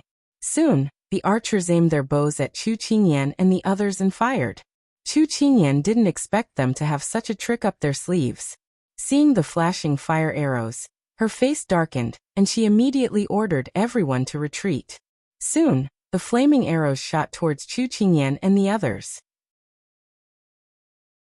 Jin Xian protects Sima. Chu Qingyan gave the order. With a grim face, she helped Su Yi and the others fend off the arrows. The first batch of arrows fell. Although they didn't hurt Chu Qingyan and the others, because they were in the forest, the arrows flew towards the withered grass and trees and were quickly set ablaze. Ji Linyang and the others were already attacking the perimeter. They would arrive here soon. However, the raging flames illuminated Xingming's bloodthirsty and delighted smile. Chu Qingyan's heart was already filled with anger. Now that the flames had ignited, she gritted her teeth and shouted angrily to the other side. "Why aren't you coming over to help?" Xingming and the others didn't expect Chu Qingyan to speak so angrily, and it didn't seem like she was talking to anyone else. Xingming frowned. He was about to speak when he heard a calm and languid voice ring out in the night. "I thought that you would refuse to speak." Chu Qingyan blushed slightly. If not for the fear that the arrows had no eyes and would hurt Sima Jun, she really didn't want him to show himself. The voice just now instilled fear in Xingming, as if he was born to submit to a superior. He couldn't help but gain the upper hand by showing his strength. "Which rascal is hiding in the dark? Why aren't you coming out? Who do you think you are?" The indifferent voice was full of mockery. Although Chu Qingyan was still in a cold war with him, she couldn't help but chuckle when she heard his words. After being belittled again and again tonight, Xingming felt embarrassed. He waved his hand and gave the order for the second wave of fire to begin. Chu Qingyan wanted to defend herself with her sword, but she suddenly smelled a familiar ink scent. Then her sword was in someone's other hand, and she was in someone's arms. "You dare to run away from home? You've got guts." Chu Qingyan watched as a certain someone held her sword and blocked the arrows with ease. She couldn't help but shrink into his arms, muttering softly, "It's all because you spoiled her." With that, the hand holding her suddenly withdrew. Chu Qingyan kept quiet, and only dared to bare her teeth at him with her back facing him.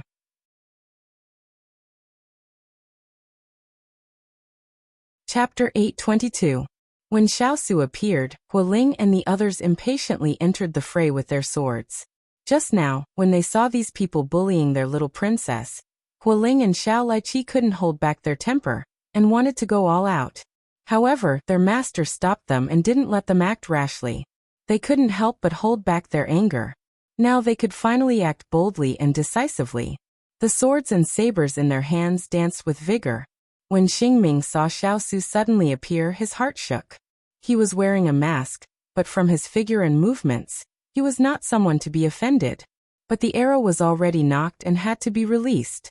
Wave after wave of arrows flew through the air, but they were quickly repelled by their iron barrel-like defense. Xingming and the others immediately scrambled to block the arrows that changed directions. They were in a sorry state. Soon Ji Linyang's people were nearing the inner circle. Seeing Ji Linyang appear, Xingming was shocked. My people? What do you think? With a wave of his hand, Ji Lin's men quickly surrounded Xingming. In an instant, they were evenly matched in terms of numbers. But Xingming knew that his people were not a match for them. Adding on the fact that Xiao Su's group had appeared out of nowhere, Xingming lost half of his wings. He angrily and unwillingly said to Ji Linyang and Chu Qingyan, "Just you wait. There will be a day when I will get my revenge." As he spoke, he ordered his subordinates to cover their retreat. Because they had arrows, Xingming took the chance to ride his horse and escape under the cover of his subordinates. Ji Linyang looked in the direction that Xingming left in. He didn't say anything. A portion of his people had already chased out. The rest spread out to guard the surroundings and be on guard against a sneak attack. "Jizhu, are we letting that bastard Xingming escape?" Tanning asked in confusion as she supported Shan Guang. "The guards have already ambushed Xingming's group on their way back. We don't need to chase." After answering, Ji Linyang scanned his surroundings, skipping past Chu Qingyan, Xiao Su, and the others until his eyes landed on the white figure under the tree. His pupils shrank, and he quickly walked up to her. When he got closer, he found her quietly leaning against the tree trunk. The reprimand in his throat disappeared in an instant. He quickly crouched down, his hand trembling uncontrollably as he tried to check her breathing. Chu Qingyan was still in Xiao Su's arms. Now that everything had settled down, she finally snapped out of her daze and pushed him away uncomfortably.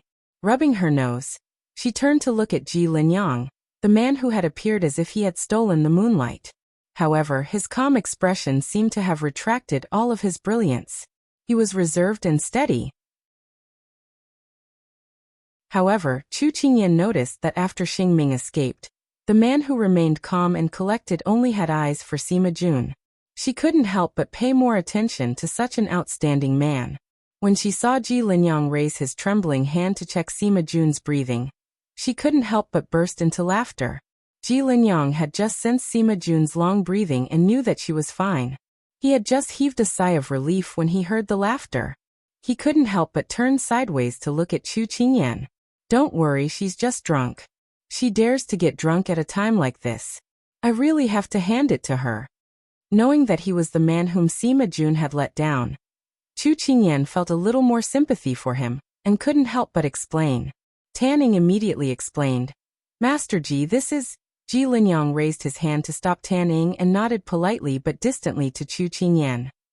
"This humble one knows that this is young Master Chu Qingyan. This humble one is very grateful to young Master for saving Junyao. This humble one will definitely bring Junyao to visit and thank you in the future." Was he planning to keep her at arm's length? And from this person's tone, it seemed a little stiff. Chu Qingyan blinked. She was the one who had saved Sima Jun, so why did he seem so eager to draw the line between them? How thought-provoking. When Tanning saw Chu Qingyan's puzzled expression, she thought that it was because she didn't understand how to address her. She couldn't help but smile and say, "My mistress has a nickname, Junyao." Chu Qingyan nodded, then said to Ji Linyang, "Sima Jun and I hit it off at first sight. I was just helping her out of her predicament. It's not worth mentioning." She didn't know if it was her imagination, but she felt that when she said hit it off at first sight, Ji Linyang's expression was a little strange. Chu Qingyan felt a little strange, but she suppressed it and didn't think too much about it. At this moment, Ji Linyang had already bent down to carry the drunk Sima Jun in his arms, then turned to say to Chu Qingyan, "No matter what, I still have to thank young Master Chu for taking care of Junyao during this period. We'll pay you a visit when we're done here. Goodbye." With that, Ji Linyang turned to leave. Chu Qingyan's eyelids twitched. Was this the prelude to parting ways with her? She took a step forward and blocked Ji Linyang's way. Her expression changed from warm to suspicious. "Young Master Ji, where are you taking Sima?" Ji Linyang smiled faintly. "I'm taking her back to the Blue Manor. I won't delay you any longer. I'll take my leave first." How could Chu Qingyan allow this person to come and go as he pleased? She took Sima Jun away in the blink of an eye. "Although I'm very grateful for your help, before Sima wakes up, I can't just let anyone take her away. I was the one who escorted her here, so I should protect her well. I ask young Master Ji not to make things difficult for us." Ji Linyang couldn't help but narrow his eyes at her.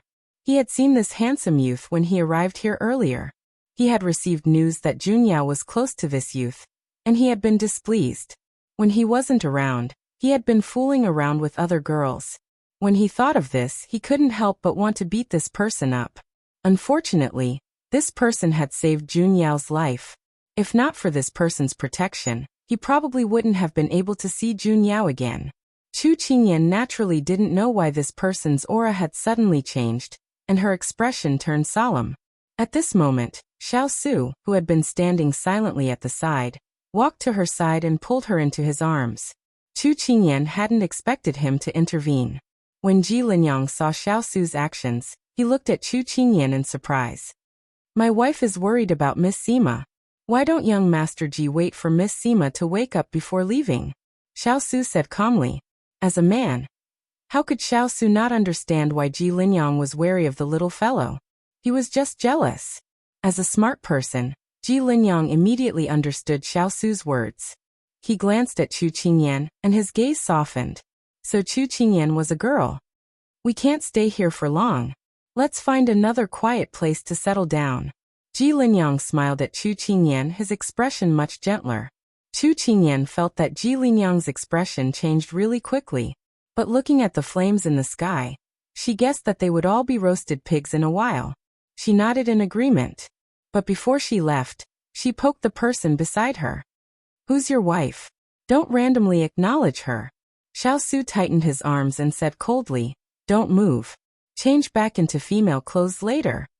Chu Qingyan was baffled. How did they talk about men's clothes? But under his coercion, Chu Qingyan didn't dare to refute him on the surface, and could only curse him in her heart. Stingy. She wouldn't forgive him so easily this time.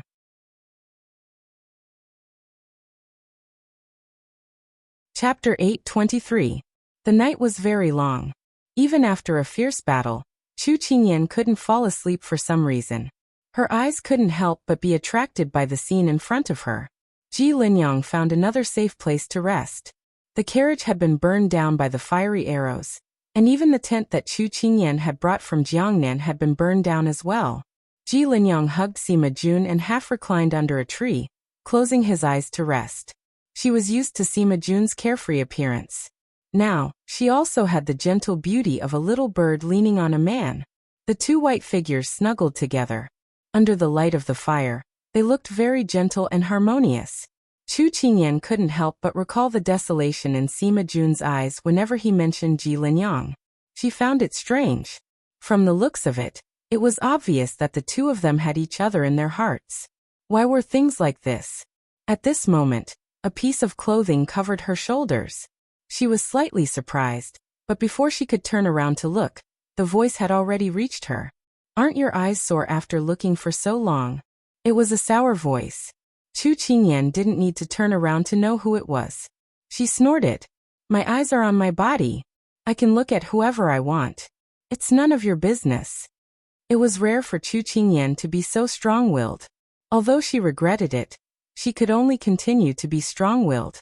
You. Xiao Su walked in front of her and put his hands on her shoulders. He lowered his head and narrowed his eyes dangerously. You really like that pretty boy? Pretty boy? Chu Qingyan choked on her own saliva. Ji Linyang was a handsome and talented man who could stand shoulder to shoulder with the most handsome men in the Jianghu. How did he become a pretty boy in the mouth of this iceberg? You can't call him a pretty boy just because he's dressed in white. You're also dressed in black. Do people call you Big Black Face? Chu Qingyan couldn't help but mutter. He was too abnormal today. You're still speaking up for him. Xiao Su said coldly, his face darkening. Chu Qingyan was startled by his expression and felt wronged. However, she knew that she couldn't say anything at this time. She muttered, all right, let's not talk about this anymore. Go to sleep and go back as soon as possible. The Fu can't do without you. What about you? Xiao Su understood the meaning behind her words and frowned. Chu Qingyan knew that if she didn't say it now, she would have to say it tomorrow morning. She braced herself and said, I promised Sima that I would accompany her to take back what belongs to her. I can't go back on my word. In the end, you still want to run away from home? Xiao Su suppressed the anger and disappointment that had just surged up. His fingers tightened as he asked word by word. Chu Qingyan felt a pain in her shoulder, but she stubbornly refused to cry out. She raised her head and met his gaze. Pursing her lips, she said, "I didn't run away from home. I just want to help Sima." "Is that so?" Xiao Su chuckled, full of disbelief. "Before you leave, you're not even willing to let someone inform you." Chu Qingyan's face was slightly bitter. "Isn't this too rushed?" Xiao Su snorted. "Are you sure you're telling the truth?" Chu Qingyan heard this and her heart was bitter. Could it be that she still had to tell him that she was wavering because of Liang Dongjing's provocation? She clearly knew that her words couldn't be trusted, but she didn't know why she couldn't help it. Xiao Su saw that she didn't say a word and his intention of giving her time to explain faded. His anger rose. "Do you even care about me?" This question made Chu Qingyan's eyes heat up. She wanted to say something, but she unconsciously bit her lip and allowed the pressure on her shoulder to increase. After a while, Xiao Su seemed like he couldn't wait any longer. He let go of her hand and took a step back. His face was as dark as water. You really are." He did not finish his words as he flicked his sleeves and left. Chu Qingyan stared blankly as his back slowly left her line of sight. That body that wasn't afraid of anything seemed to be soaked in ink at this time. So sad that it couldn't be dissolved. Her heart suddenly twisted. She wanted to follow him, but she didn't know what to say. She could only watch as he left. Hualing couldn't keep watching. He walked in front of Chu Qingyan and secretly scolded. "Little Princess Fei, do you know how Master got here? He only rested for 2 to 4 hours every day. Even after eliminating the bandits, he didn't want to waste time looking for you. He traveled through wind and rain. You ate, drank, and slept well, but Master was worried day and night that you couldn't eat, drink, or sleep well. Once he saw that you were safe, he was able to put down all his worries. However, you just said so many hurtful words. Is it appropriate?" Chu Qingyan didn't think that he had come this far and couldn't help feeling guilty. Hualing wanted to say something else, but he was grabbed by Turin, who had rushed over. Hualing was startled by Turin's glare. He was actually scolding the little princess. If Master knew. He finally came back to his senses and scratched his head. He said to Chu Qingyan, "Little Princess Fei, this subordinate is the fastest. Don't take it to heart." After saying this, he immediately ran off to patrol. Turin turned to look at the silent Chu Qingyan. He hesitated a bit before saying, "Little Princess Fei, this subordinate doesn't know if it's appropriate to say something?" Chu Qingyan thought that the Big Ice Cube's 2 trusted subordinates had rushed over to fight for him. She couldn't help but be amused. She nodded and said, "Since you've said this, then say it." Turin said, "Little Princess Fei, Master has rarely experienced familial warmth since he was young. He has always been in an environment of mutual deception. The place he usually interacts with the most is the military camp, so it has caused him to bury everything in his heart and not be good with words. In Master's eyes, the most direct thing is action. As long as he recognizes a person, he will wholeheartedly devote himself to her. Sweet words are only used to coax people. Only by doing is the most practical." Chu Qingyan didn't know that Turin would say something like this. Wasn't he going to scold her? How did it turn into promoting his master? "Turin, I know what you're saying, but sometimes I can't help it." She almost blurted out her thoughts to Turin, but she stopped herself in the end. "Little Princess Fei, we outsiders can clearly see Master's feelings for you. I hope you can feel it with your heart. This subordinate has crossed the line." Turin finished speaking and bowed before turning to leave. Chu Qingyan's lips curled. Everyone was saying this, but if he didn't say it, how would she know? But her heart was still shocked by their words. At this time, she had an impulse to find the culprit. At this time, before Chu Qingyan could take a step, she saw a person riding a horse towards them. After dismounting, he hurriedly ran towards Ji Linyang. Chu Qingyan's heart thumped. Thinking that something important must have happened, she couldn't help walking towards Ji Linyang.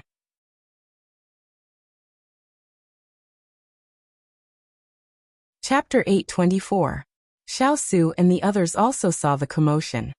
Ling couldn't help but speak up when he saw his master's confused expression. Master, the young princess consort probably said those words because she was angry. Please don't take it to heart. This prince knows. Xiao sighed. He knew that the little fellow had nothing to do with Ji Linyang, but he didn't know why he was so angry that he spoke without thinking. His usual calm and self-control couldn't help but crumble. His gaze involuntarily landed on the person talking to Ji Linyang. A trace of pity and regret that even he didn't notice surfaced in his eyes. Chu Qingyan stood in front of the fire. After the messenger left, she went forward. What happened?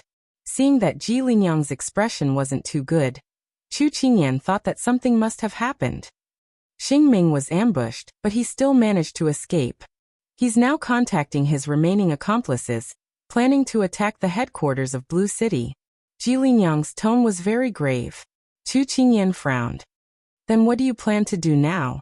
I want to set out now and try to get to Blue City Manor before Xingming arrives. I want to cooperate with the Red Shadow and destroy Xingming's group in one fell swoop to prevent future trouble. As he spoke, Ji Linyang couldn't help but look at the person who was still sleeping. His voice was filled with unquestionable determination. Chu Qingyan nodded. That's the only thing we can do now. Ji Linyang retracted his gaze and looked at Chu Qingyan. His tone was slightly apologetic.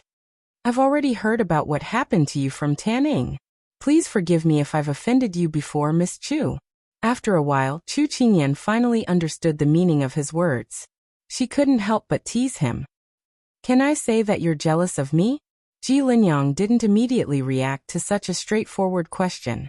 His face flushed slightly and he couldn't help but cough lightly to avoid it.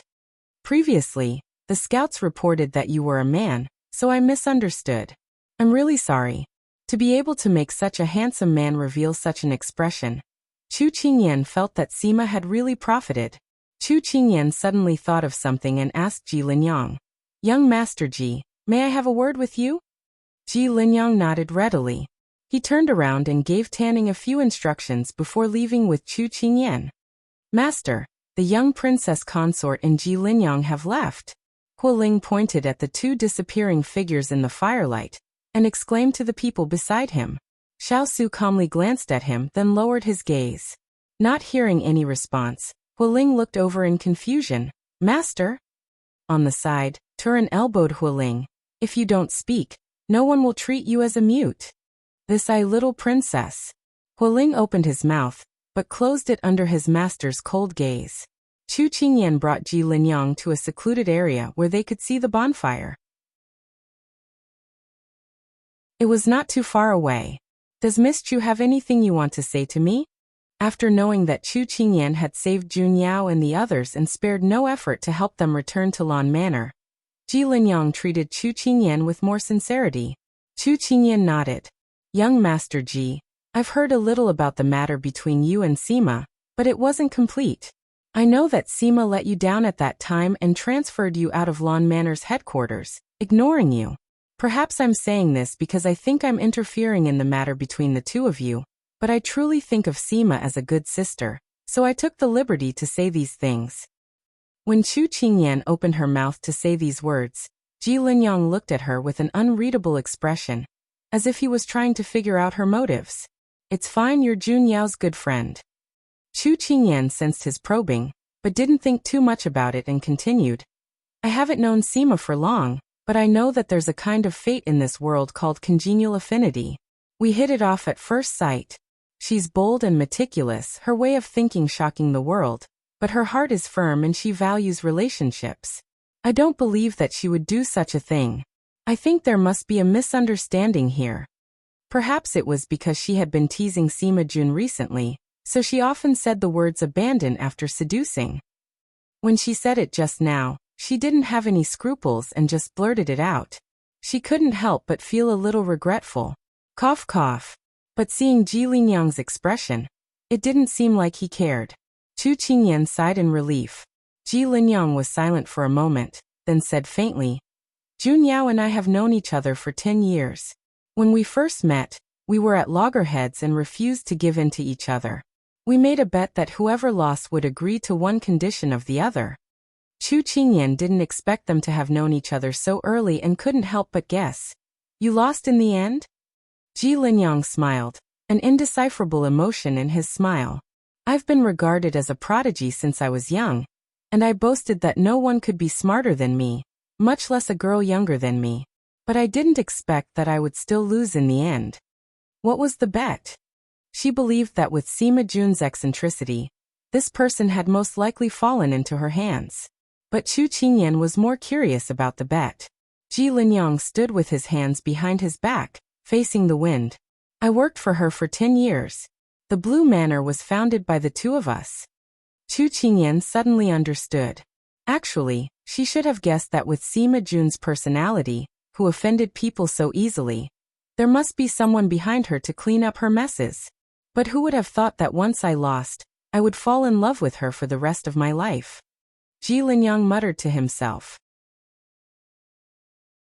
Chu Qingyan didn't hear him clearly and looked at Ji Linyang in confusion. She's a very strange girl, but unfortunately, she didn't love him. Ji Linyang smiled, as if the person who had just been lonely wasn't him. Miss Chu, do you have anything else to say? Chu Qingyan could tell what he was thinking. She thought about it for a while and said, let's go. Do you know what Sima Jun said when she was drunk tonight? Ji Linyang shook his head. Sima Jun was drunk tonight. Chu Qingyan heard her murmur softly. Little Yang, leave. I was too selfish to let you stay for 10 years. You have a bigger future ahead of you, don't ruin it for me. Chu Qingyan said all these words. When she saw Ji Linyang's shock, her lips curved into a smile. They say that the truth comes out when drunk, but it could also be nonsense. I don't know who this little Yang is, but she loves to give people weird nicknames. Ji Linyang turned his head and looked at the person smacking her lips under the tree. His gaze became as gentle as water, as if he was dreaming. Then Ji Linyang turned back and asked seriously, Miss Chu, aren't you leaving with us? Chu Qingyan was taken aback. How did you know? If you were leaving with us, you wouldn't have come to me to say these words tonight. Ji Linyang's eyes were filled with gratitude towards her. Chu Qingyan sighed softly. These people were all smart, but it was a pity that their EQ was inversely proportional to their IQ. That's right. After seeing you, I feel that you will succeed with or without me, so I won't go with you.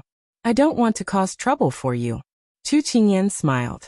Ji Linyang glanced in the direction of the bonfire and smiled mockingly. It's probably because of that young master? Chu Qingyan followed his gaze. When she saw the handsome figure, she couldn't help but rub her nose in tacit agreement. Miss Chu, we'll meet again. We'll meet again. After sending Ji Linyang and the others off, Chu Qingyan stood in the forest for a moment, thinking about the days she spent with Sima Jun. She was a little distracted. At this moment, a gleaming sword was aimed at her vitals.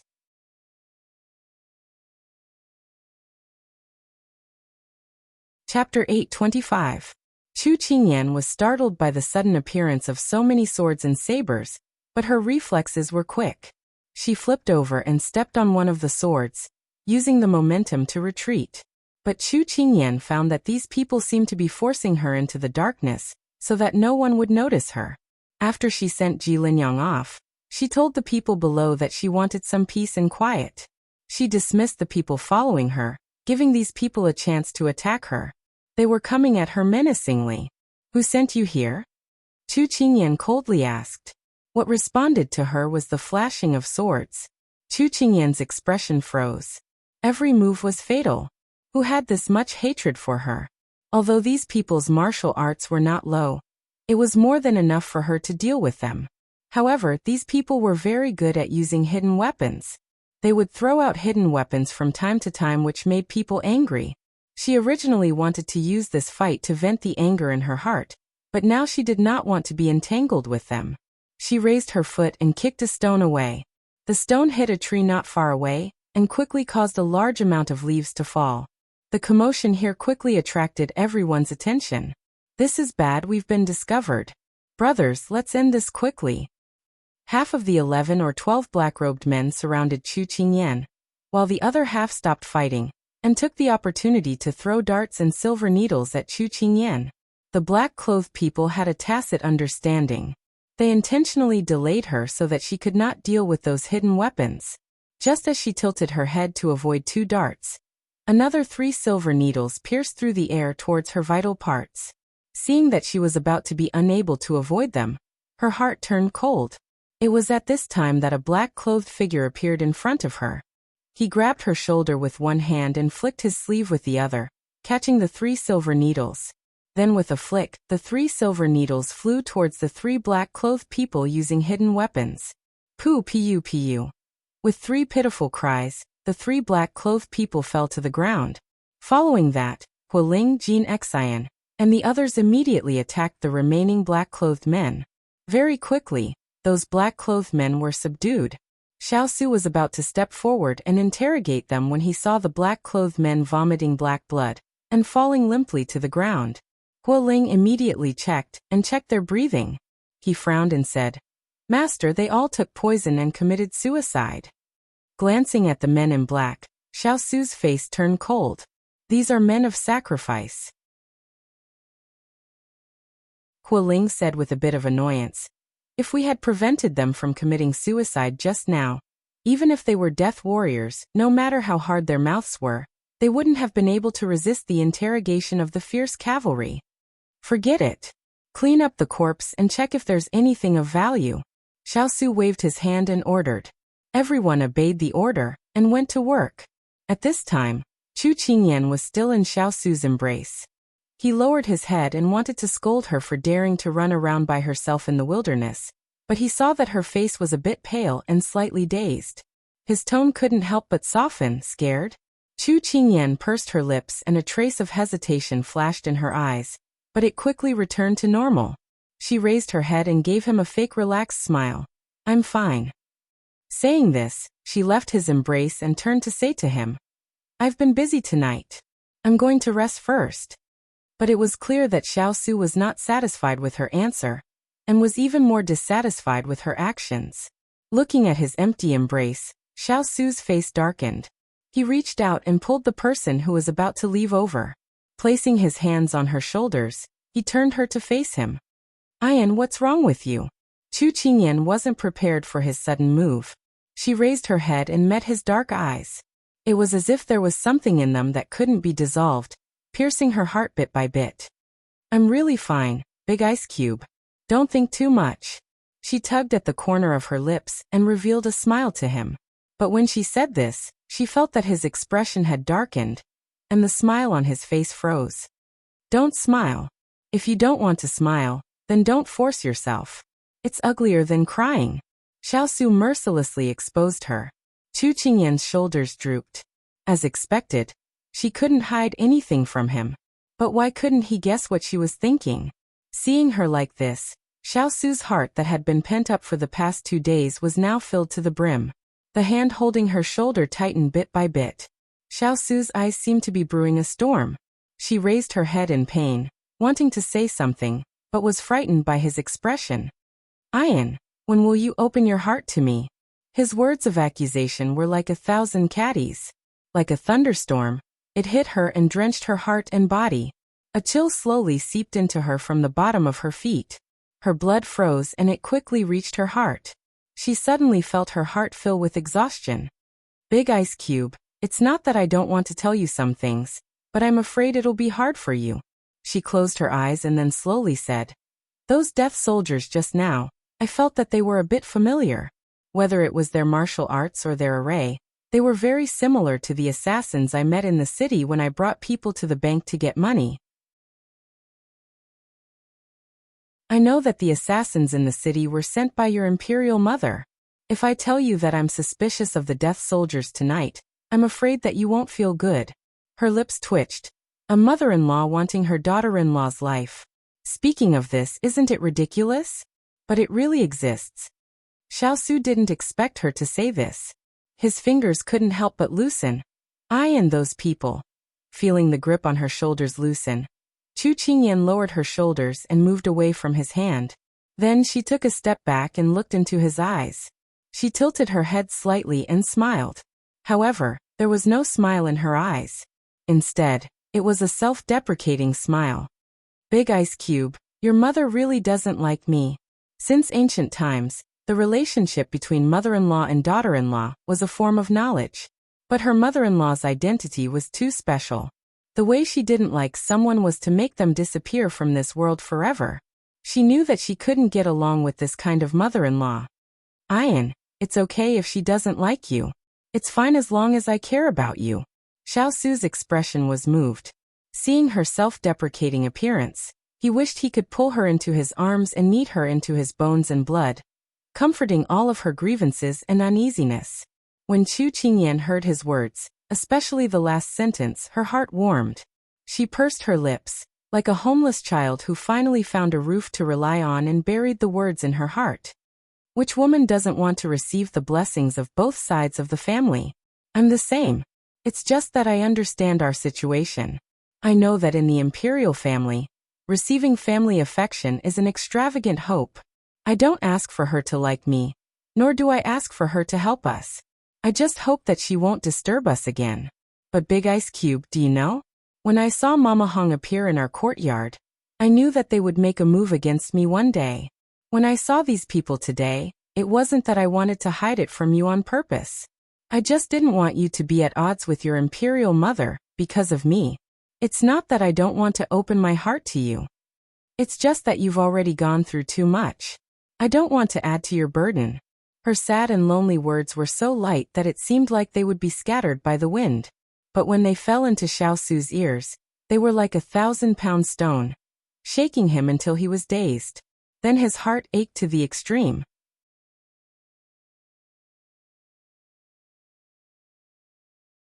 Chapter 826. Ian, I'm sorry. Xiao Su reached out and pulled her back into his embrace. I shouldn't have forced you. I thought you didn't want to believe me and kept everything in your heart. This made me think that I'm not important. Chu Qingyan didn't expect him to apologize to her and didn't expect him to say such words without confidence. She couldn't help but sigh. Then, she reached out and wrapped her arms around his waist.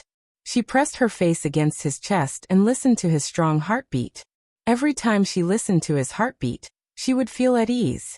Feeling the obedience of the person in his embrace, Xiao Su tightened his arms. He wished he could hide her now so that no one could find her, and she would belong to him alone. Ian, why did you run away from home? Why didn't you tell me? Although Xiao Su knew that it wasn't the right time to talk about this, he still said it because he knew that if he didn't solve this problem together, the next time she left without a word, he wouldn't be able to save her every time she was in danger. This feeling of panic, as if his most important treasure was leaving him, he didn't want to experience it a second time. Xiao Su's guess was right. When Chu Qingyan heard this question, her face stiffened. Then, she leaned on his shoulder as if nothing had happened and said with a smile, "It's really because of Sima. I'm afraid that the journey will be too dangerous, so I want to accompany him." As soon as she finished speaking, she felt a pain on her cheek. When she looked up, she only had time to see the evil hand retracting. She glared at him in dissatisfaction. Why did he pinch her face for no reason? At this moment, Xiao Su harumphed. "Do you think I can't tell that you're just brushing me off? Then why are you asking me?" Chu Qingyan couldn't help but argue with him. She hadn't thought of how to explain this matter, so she simply continued to bury herself in the sand like an ostrich. Sima Jun was right. She was running away. Xiao Su sighed faintly. He really couldn't do anything to her. He couldn't hit or scold her because he was the one who would feel heartache in the end. Ian, is it because of the two young ladies of the Liang family? As soon as he finished speaking, he clearly felt the body in his arms stiffen, and he knew that his guess was right. Ever since they entered the manor, you've been acting strange. When I asked you, you wouldn't tell me. When you left home, you went to the side courtyard to see Liang Danjing. At that time, I guessed that she must have said something to you. When I went to ask her, I heard her say a lot of unbearable things. Only then did I know how vicious they are. Xiao Su's words surprised Chu Qingyan. After so many years of getting along with each other, she knew that he didn't easily judge women. At this time, hearing his tone of disdain and contempt for Liang Danjing and her sister, she had to say that she was very surprised. However, she was still brooding over what Liang Danjing had said to her before she left. She let out a light sigh and placed her hands on his chest. With a little strength, she left his embrace once again.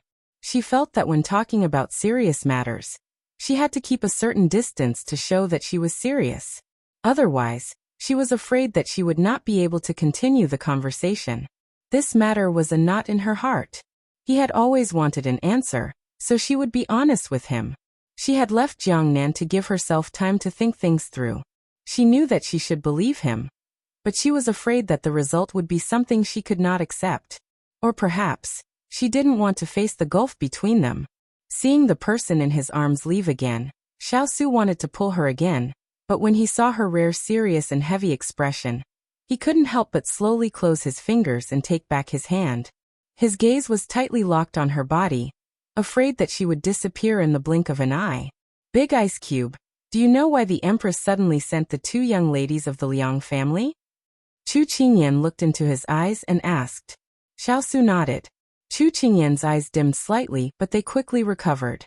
She hesitated for a moment, and then seemed to gather her courage to ask. Then do you plan to follow the Empress arrangements? Xiao seemed to understand why she had been acting strangely during this period of time. His gaze couldn't help but soften a little. How can I do as Imperial Mother wishes? I already have a fiancé. In this lifetime, I only have you, and that's enough. How can others compare to you? Like a person waiting to be sentenced suddenly being told that she was not guilty. She looked into a pair of warm eyes. Chu Qingyan felt like her entire body was enveloped by a warm light again. The coldness gradually dissipated, but she would not let him off so easily. Then why did you let them stay? Don't you know that this action is tacitly acknowledging their status? Xiao finally realized that he had acted a bit arbitrarily. He explained. Letting them stay was just to reassure Muhu on the surface. Otherwise, if I refused, she would definitely think of a way to send someone else over. Rather than that, it would be better to settle things once and for all, and have them stay in the Fu as guests. When the time is right, I will send them back. When they get married, I will use your name to add to their dowry. It's a pity that too many things happened when they entered the Fu. I didn't have the time to take care of them. Also, because you were injured and were at odds with me, I didn't have the mind to talk to you about these things. In the end, I was too blindly confident and thought that you would understand my meaning. This matter was not handled properly. I apologize. When he said this, Xiao's mood was very happy. Because he knew that the little fellow was jealous and had found the reason to be at odds, he was also relieved. Chu Qingyan didn't think that he had this plan and couldn't help but feel that she was thinking too much. But there was still a knot in her heart.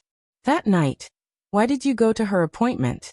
When she threw herself into your arms, I saw that you were enjoying it very much. Xiao felt that he was very wronged. I went to the appointment just to give her a wake-up call and let her know her place. When she fell, I didn't even touch her. You know that other than you, I don't let anyone get close to me. Hearing this, Chu Qingyan also felt at ease. She knew that he disdained to lie. Especially when she heard the last sentence, the corners of her mouth couldn't help but curl up slightly. And when you left home, I already had them sent back to the capital. Xiao saw the smile on her lips and couldn't help but curl up the corners of his mouth. You sent them all away? Aren't you afraid that your Muhu Empress will blame you? Although this result made her very surprised and happy, when she thought of the consequences, she couldn't help but worry. Compared to offending Muhu Empress, I'm even more unwilling to let you suffer grievances. When I heard what they said, I even had the heart to kill them. But I didn't want Muhu Empress to put this debt on you. So I had them scram back to the capital. Xiao recalled the words of Liang Danjing and her sister, and his tone couldn't help but be tinged with anger. After he finished speaking, he saw her bright red cheeks and his heart itched. He took a step forward, wanting to get closer to her. Are you satisfied with my explanation? Stop. Chu Qingyan raised her hand to stop him from getting closer and righteously said, I still have one more question. Xiao felt a headache coming on. Why was it so difficult to get close to his wife?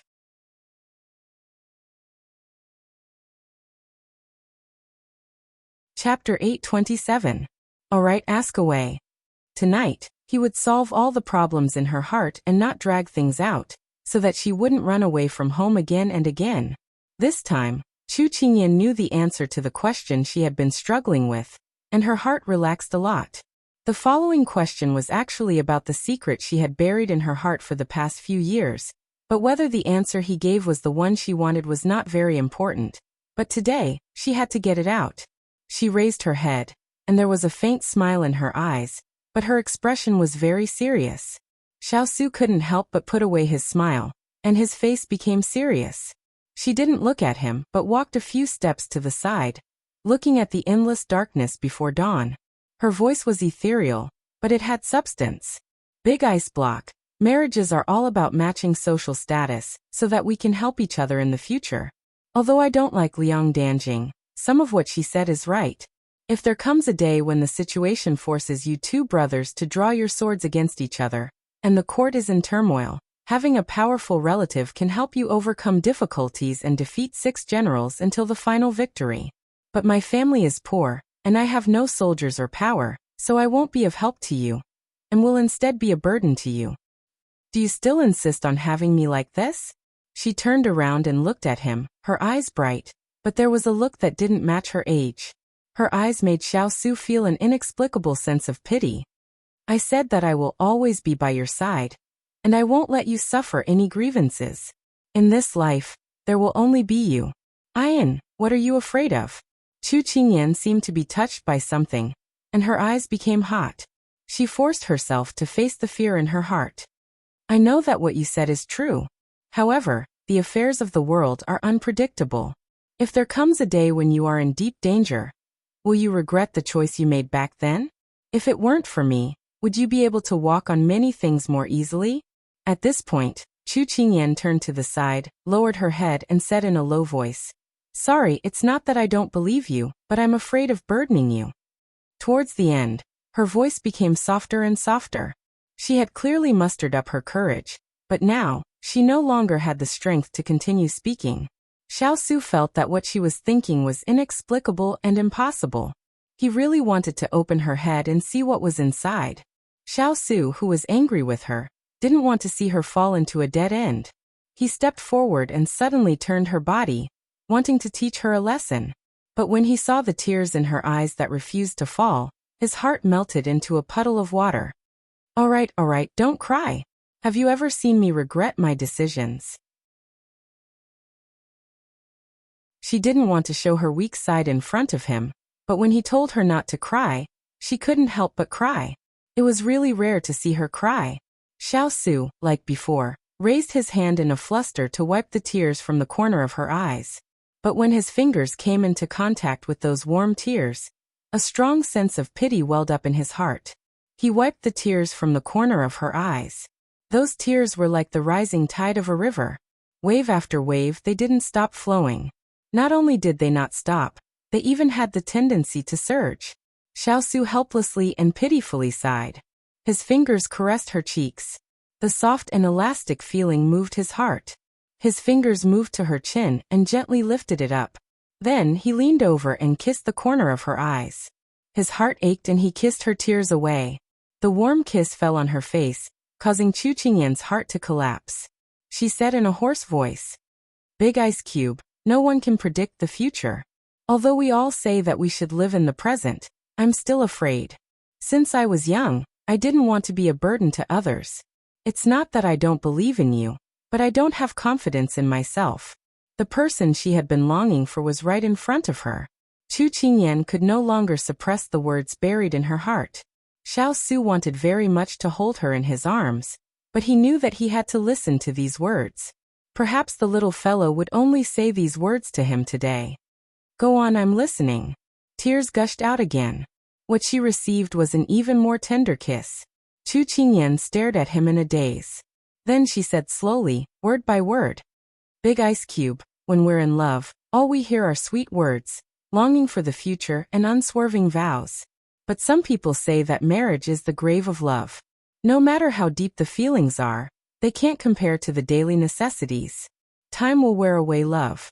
At that time, there will only be mutual hatred left. I'm afraid that I won't be able to accept such an ending.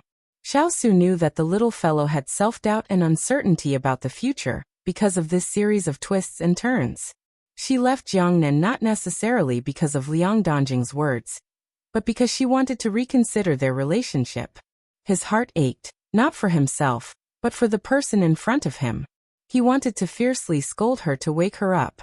Everything was not what she thought. But when he saw her red eyes, all his anger was defeated by his heartache. What else do you want to say? Say it all together. Chu Qingyan did not expect that after she said these words, he would be so calm. She originally thought that he would fly into a rage. She took a deep breath and hardened her heart. Since she had already said it, she might as well say it all. Big Ice Cube, do you know that love fades away? If one day I'm no longer young, my hair is white, and my face is full of wrinkles, will you still treat me the same? I've seen many wives abandoned by their husbands after they grew old, and then I saw their husbands carrying their mistresses freely. Those who said that they would be together for the rest of their lives all withdrew from each other's future halfway. When she said this, she looked at him a little sadly. Big Ice Cube, in the end I'm still confident. The self-denial and loneliness in her eyes deeply pierced Xiao Su's heart. He reached out and pulled her into his arms. When she was still in a daze, he said angrily, "In the end you still don't believe me." Chu Qingyan was speechless. Xiao Su sensed her silence and said firmly, "You can't use someone else's past to question our future. I may not be a good person, but I'll try my best to be a good husband, a good father. As long as it's what you want, I'll try my best to do it." Chu Qingyan was absent-minded because of his words. I've said it before. Once I've decided on someone, I won't let go easily. Ian, do you know that I'm really afraid that you'll sneak away again? I, Xiao Su, have never been afraid of anything in my life. It was only when you left without a word that I knew that there were things that I was afraid of. When he said this, Xiao Su tightened his arms and held her tightly in his arms, as if he was afraid that she would disappear again. Chu Qingyan, on the other hand, was moved by his words as tears welled up in her eyes once again. Big Ice Cube.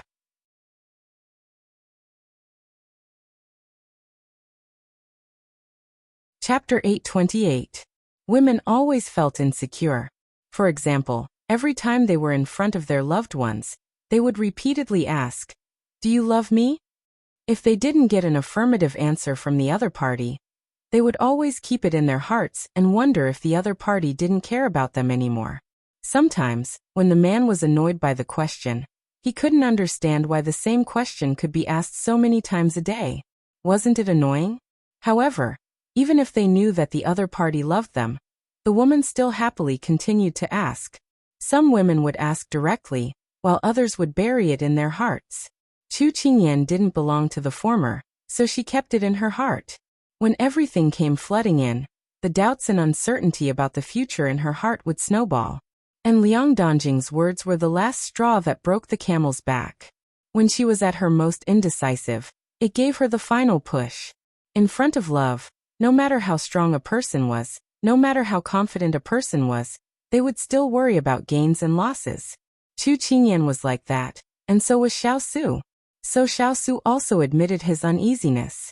I, Xiao Su, have been in the military for my entire life. I have suffered countless assassination attempts, both in the open and in the dark, but I have never blinked once. Only when you left without saying goodbye, I was flustered and didn't know what to do. Ian, you are more important in my heart than you think. No, you are already my life. These words had never been so light and yet so heart-wrenching. They struck her chest, creating a rumbling sound that seemed to want to shatter her eardrums. Big Ice Cube. She called out softly but didn't know what to say. However, because of his words, waves of emotions had already been set off in her heart, and it couldn't be calmed down for a long time. He caressed her head and laughed softly. His laughter carried a sigh. Ian, tell me, you are already my life. Will I give up my life one day? Whether it is now or in the future, I will only cherish you, accompany you, and take care of you. If I leave you, then there will be no Xiao Su. As soon as he finished speaking, Chu Qingyan immediately struggled to get up from his embrace. She reached out her hand to cover his mouth and said in a panic, "Don't talk nonsense. What life or death? You will live to 100 years old. That's only if you're here. Otherwise, I'll be alone for so many years. Can you bear to see that? He looked at her deeply. Chu Qingyan shook her head in a daze. How could she bear to let him die alone? Xiao stroked her long hair and looked at her gently. Are you still doubting, afraid, and not confident? Tears welled up in Chu Qingyan's eyes, and she shook her head again. Okay. Xiao forced himself to ignore the tears in her eyes. His tone changed slightly, and he looked at her seriously. Now I have something to say to you. Listen carefully. Chu Qingyan had not yet recovered from his words, but when she saw him looking at her seriously, her mind became much clearer. She blinked at him, and then nodded seriously. Although she didn't know what he wanted to say, she knew that it must be very important. She couldn't help but rub her eyes, and slightly tilted her head to listen. Again, I'm very sorry. During this period of time, I've only been possessive of you and rarely asked for your wishes. Miss Chung is right about one thing. I'm too domineering and I only want you to live by my side. And I was too confident, so I didn't explain anything to you. I thought that with our hearts connected, you would understand. I think that if I had told you about my plans for the two ladies of the Liang family, you wouldn't have left home. If I had given you enough trust and revealed my heart to you, there wouldn't have been so many conflicts between us. Hearing his faintly lonely words, Chu Qingyan's heart ached. She wanted him to stop talking. I'm also in the wrong. Don't take it all on yourself. Xiao raised his hand to pat her head, indicating that she shouldn't interrupt. After he finished, Chu Qingyan obediently kept quiet. On the way to find you, I thought about a lot of things. All the problems were caused because I wasn't honest enough. That's why there were so many misunderstandings. I won't do it again. If there's anything, I'll discuss it with you instead of arranging everything for you on my own. When these affectionate words came out of his mouth, Chu Qingyan had an indescribable shock. But after that, she was still very moved. However, she didn't want to take advantage of him and brought up old scores. Then why are you still so fierce to me when you're here? Xiao sighed softly. No matter what, I'm still your legitimate fiancé. Seeing you standing with another man makes me jealous. But I really have nothing to do with Ji Linyang. You know that. Chu Qingyan couldn't understand why he would be jealous when he already knew about it. Xiao's face reddened slightly when he heard that. But his strong self-control only made the awkwardness last for a while. He didn't even notice the person in his arms before it disappeared. Then he lowered his head to look at her at eye level. Because I want you to only see me in your eyes. I want you to only have me in your heart. I want you to only think about me in your head. I'm too greedy. Not only do I want you, I want your heart and I want your entire life from now on. I'm very scary like this, but do you still want me? There was a person who used a frank, affectionate, and trembling tone to tell her that he cared about her very much. He cared so much that he only wanted her to belong to him completely. He even asked her if she was afraid. Did she still want him? How could she not be moved and fall in love with him when he carefully analyzed his big ice block and asked her seriously and fearfully in a humble and sincere manner? Xiao didn't get an answer. Instead, he saw the person in front of him looking at him with tears streaming down her face. The torment of waiting didn't make his heart ache as much as her tears. Okay. I won't force you to answer. He lifted his sleeve and clumsily wiped away her tears. Chu Qingyan looked at his doting expression and couldn't help but reach out to hug his waist. She laughed and cried at the same time. Big ice block, you're a big idiot, a big idiot. Hearing her words, he instantly let go of the thought of waiting for an answer. He couldn't help but slowly raise his hand and put it on her head, pressing her into his arms. I'm a big idiot, and you're a little idiot. He answered helplessly. Why wouldn't I want you? I'm yours and you're mine too. Big ice block, you big idiot. Why are you always worrying about these questions? Chu Qingyan's voice was hoarse as she pounded his chest with her hands. In the end, she didn't dare to use too much strength because she felt sorry for him. Xiao felt like her fists were tickling him, but the bigger impact was her words. You're mine and I'm yours. He couldn't help but smile. We're both big idiots. We never knew that we loved each other more than we thought.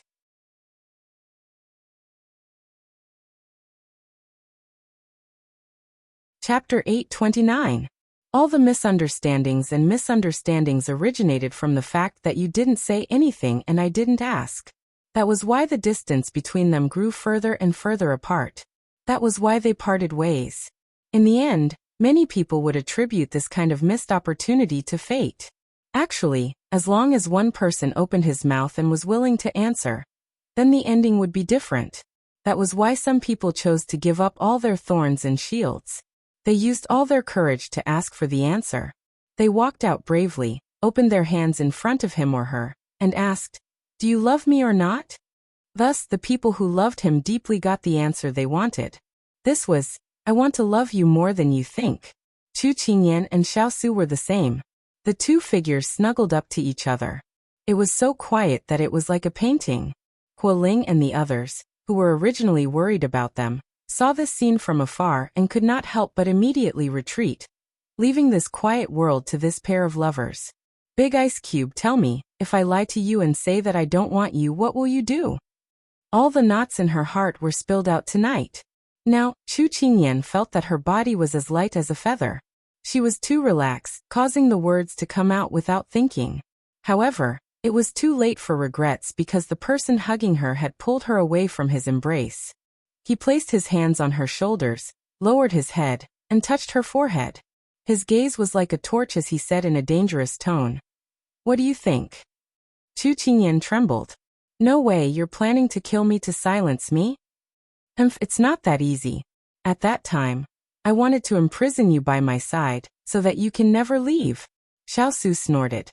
Chu Qingyan touched her neck, puffed up her cheeks and said, "You just said that you won't be fierce to me in the future." Xiao Su asked in a stiff tone, "Then are you still going to scare me?" She shook her head repeatedly. How would she dare to scare him? It would already be a blessing if he didn't scare her. Looking at her expression, Xiao Su couldn't help but chuckle.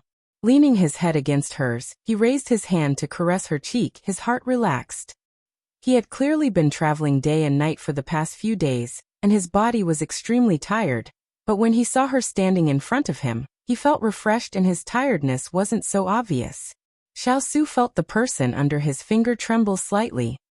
He came back to his senses and realized that his finger had accidentally touched her lips in his momentary absent-mindedness. Before he could move his finger away, he felt the moisture from his fingertips.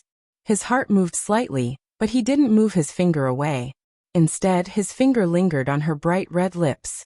Previously, when he touched her face, because his heart was filled with grievances, he didn't pay much attention to it. But now that the two of them were open, they could only see each other in their eyes. All of their senses were strongly sensed by his actions, so she felt a little uncomfortable. Now that he was so brazen, Chu Qingyan only felt her entire body heat up and subconsciously wanted to avoid him. In the past, he would grab her from time to time to take a bite or two. He hadn't seen her for a few days, but now that the person he missed was right in front of him, how could he let her go so easily? One of his hands slid down from her shoulder. She felt like a soft feather, sliding over her shoulder, her back, and then landing on her waist. Then it turned back into a warm palm. With a bit of force, he lifted her up and turned her into an affectionate embrace. She didn't avoid him, but instead was sent to his door. Chu Qingyan blinked. Looking at the person who was looking at her with the tip of his nose touching hers, her cheeks were like steamed buns, suddenly emitting hot air. Xiao Su's lips curled up slightly. The darkness in his deep black eyes retreated, just like the sea in the middle of the night. The moon rose and the stars shone brightly, reflecting the bright ripples. Specks of light covered the sea, dazzling and charming. Chu Qingyan was in a daze for a moment. She had always known that his eyes were very beautiful, even more beautiful than a woman's. As long as he didn't like to smile and only liked to look at his subordinates with a pair of black eyes. At this moment, seeing those smiling eyes as a woman, she also had to bow down. The little kitten was too immersed in the bright smile, so she didn't notice the light in the big bad wolf's eyes. Their breaths involuntarily intertwined. The light ink fragrance and the young girl's fragrance collided together. The combined fragrance made the two people's minds sway. As long as one of them took the initiative, their lips that were about to stick together would touch. In such an ambiguous atmosphere, their hearts moved. Like magnets attracted to each other, they would eventually collide. So the moment he leaned over, she couldn't help but slowly close her eyes. Receiving her silent consent, Xiao Su's eyes lit up. When they were in the Fu, he basically didn't touch her when she was at odds with him. Then, the two of them separated. He missed her so much that he went crazy. When he touched her softness, Xiao Su felt that all of his reason was leaving him. He couldn't suppress his longing. He couldn't stop his actions, overbearingly and violently rushing towards her. He wished that he could tear her apart and swallow her. Then, there wouldn't be any more accidents like running away from home and not being able to see her. This way, he could keep her by his side forever. Chu Qingyan didn't think that he would be so anxious, as if he wanted to swallow her whole. Her heart was slightly embarrassed. She wasn't chocolate or candy. But Chu Qingyan forgot that in front of a hungry wolf, she wasn't just a piece of fragrant meat. She was also white and plump tofu. Concentrate, don't get distracted. Xiao Su was dissatisfied with her wandering mind. His teeth ground against her soft lips to punish her. This bite caused her to feel a bit of pain. Her body also couldn't help but lean back with his actions.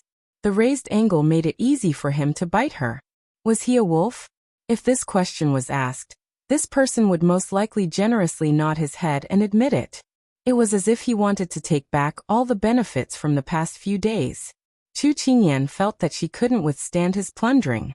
She loosened her arms around his waist and couldn't help but move to his neck. Then she hugged him tightly. It was as if this was the only way to find a fulcrum in this turbulent sea. Her spring clothes were cold. Her delicate skin passed through the thin clothes and stuck to his skin. It was like the cool water in a stream, making his hot heart feel a lot better. But very quickly, the hot feeling replaced the cool feeling. In Xiao Su's eyes, a flame slowly surged up, as if it was about to set a prairie ablaze. Chu Qingyan felt that the air was getting thinner, but her body's senses were getting clearer. Her arms were pressed against his neck, and a hot feeling spread through her sensitive skin. It was as if it was going to burn her chest. The hot and numb feeling brought along with it. Her entire face was burning hot. She couldn't help but open her eyes. She wanted to protest to the person in front of her. She couldn't breathe and was about to die from the heat. But when she met that pair of wolf-like eyes, her heart couldn't help trembling. She felt like a sheep entering a tiger's den. Now was it too late to escape?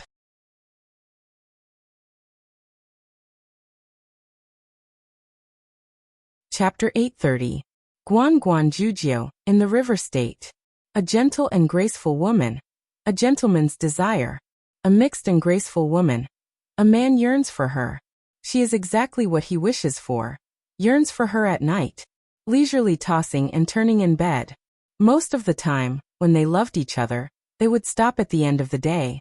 Xiao Su had always treated Chu Qingyan this way. Only, when the love was strong. There were also times when it was out of control. Like this moment. Chu Qingyan felt her ears itch.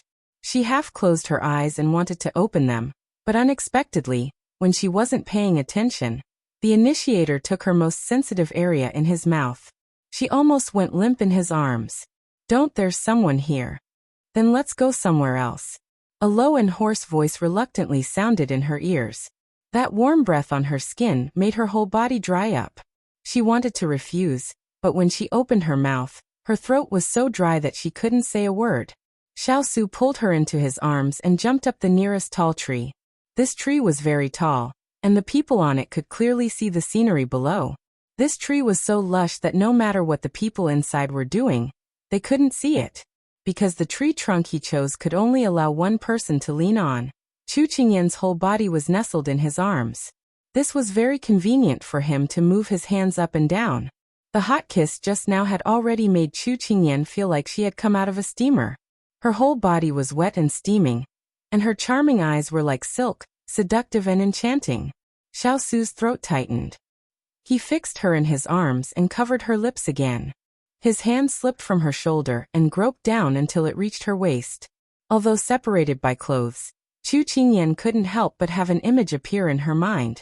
Clean and slender fingers with distinct joints, with a sense of strength, nibbling away at her remaining reason little by little. Chu Qingyan felt like her whole body was about to ignite. Xiao Su's hand was on the knot on her waist.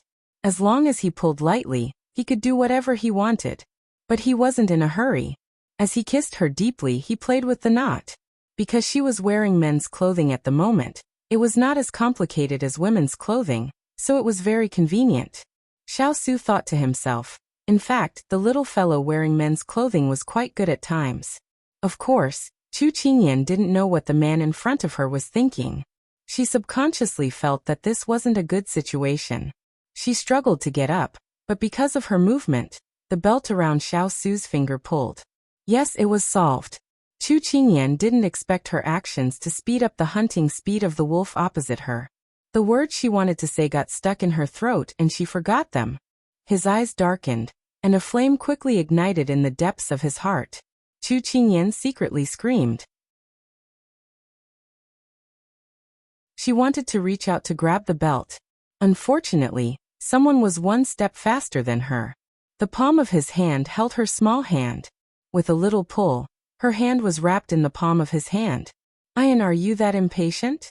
The sexy and low voice exploded in her ears like thousands of fireworks, causing her to stare at him blankly. The lush leaves spread out behind him, and the light of the dark night penetrated through the small gaps, falling on his hair and shoulders. And he slightly curved his lips, the light on his eyebrows jumped.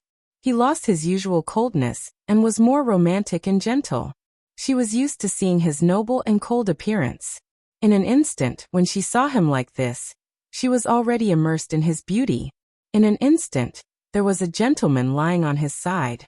The wind and the moon were boundless. She opened her mouth, wanting to explain something, but she couldn't resist his beauty at the moment. Xiao Su's gaze fell on her beautiful face. He always knew that his little fellow was very good-looking since she grew up. This kind of good-looking was not the kind of coquettish in the eyes of the world. From head to toe, she was good-looking.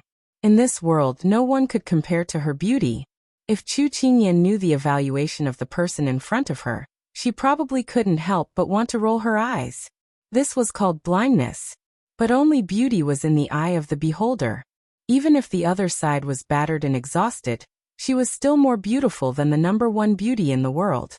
Chu Qingyan felt that burning gaze fall on her face. Her cheeks burned and she wanted to turn her head to avoid it. When she moved, the person in front of her had already placed his hand on her shoulder. The two of them changed positions. When she opened her eyes, he was already covering her from above. When the warmth and softness touched, Chu Qingyan opened her eyes wide. She could only see the smile in front of her that was strong and affectionate. As if he wanted her to relax, his attack was gentle. He teased her bit by bit, and was no longer as aggressive. Xiao Su looked at her eyes that slowly floated up. Her hazy eyes were beautiful and moving. She would never know how moving it was when she was obediently lying in his arms like a kitten.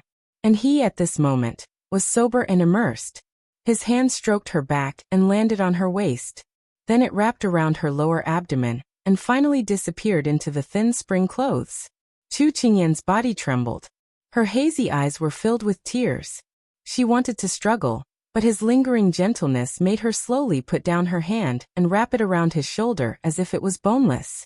Sometimes when one wanted to say something but stopped, it was more moving than any other time. The last bit of reason fell apart. A person with a pure heart and few desires could be indifferent to all the temptations of beauty. It was only because they had not met the one who could make them crazy. So no matter how restrained and disciplined a person was, when they met the one they liked, they would walk down the altar. They would be crazy for her, and become an ordinary man for her. But it was a pity. When Xiao Su moved his lips and wanted to move down, a clear cry sounded. It was followed by the sound of wings flapping on a tree. Then the green leaves fell with the movement. He suddenly stopped his movements and the intoxication in his eyes retreated. Chu Qingyan was also awakened from the rolling tide by the cry. She looked down and saw that she was lying under his body with her clothes disheveled. Her entire body was burning. She did not dare to look at him and wanted to struggle up, but a strong force fell on her shoulder. A certain someone, who was forced to stop halfway, was very depressed. He buried his head in her shoulder and deeply inhaled her fragrance. Then he calmed the heat in his body. "Don't move. Let me lean on you for a while." Hearing this restrained voice, Chu Qingyan's face turned red as she replied softly, "Yes." After a while, Xiao found his voice and said with a bitter smile, "Ian, I really want to marry you now." Chu Qingyan was so embarrassed that she did not dare to look at him. "I was too impulsive just now. In this kind of wilderness, I shouldn't have done that." He got up and put a hand on her head. He said with a smile, "I won't let you suffer." Chu Qingyan pulled his hand out of her clothes and glared at him in embarrassment. "Then don't touch me anymore." Xiao coughed softly to hide the unnaturalness on his face. Then he helped her tidy up her clothes. After both of them calmed down, Chu Qingyan felt tired. She could not help but close her eyes and lean into his arms. In her daze, she heard him say seriously and solemnly, "Ian, when you become of marriageable age, let's get married."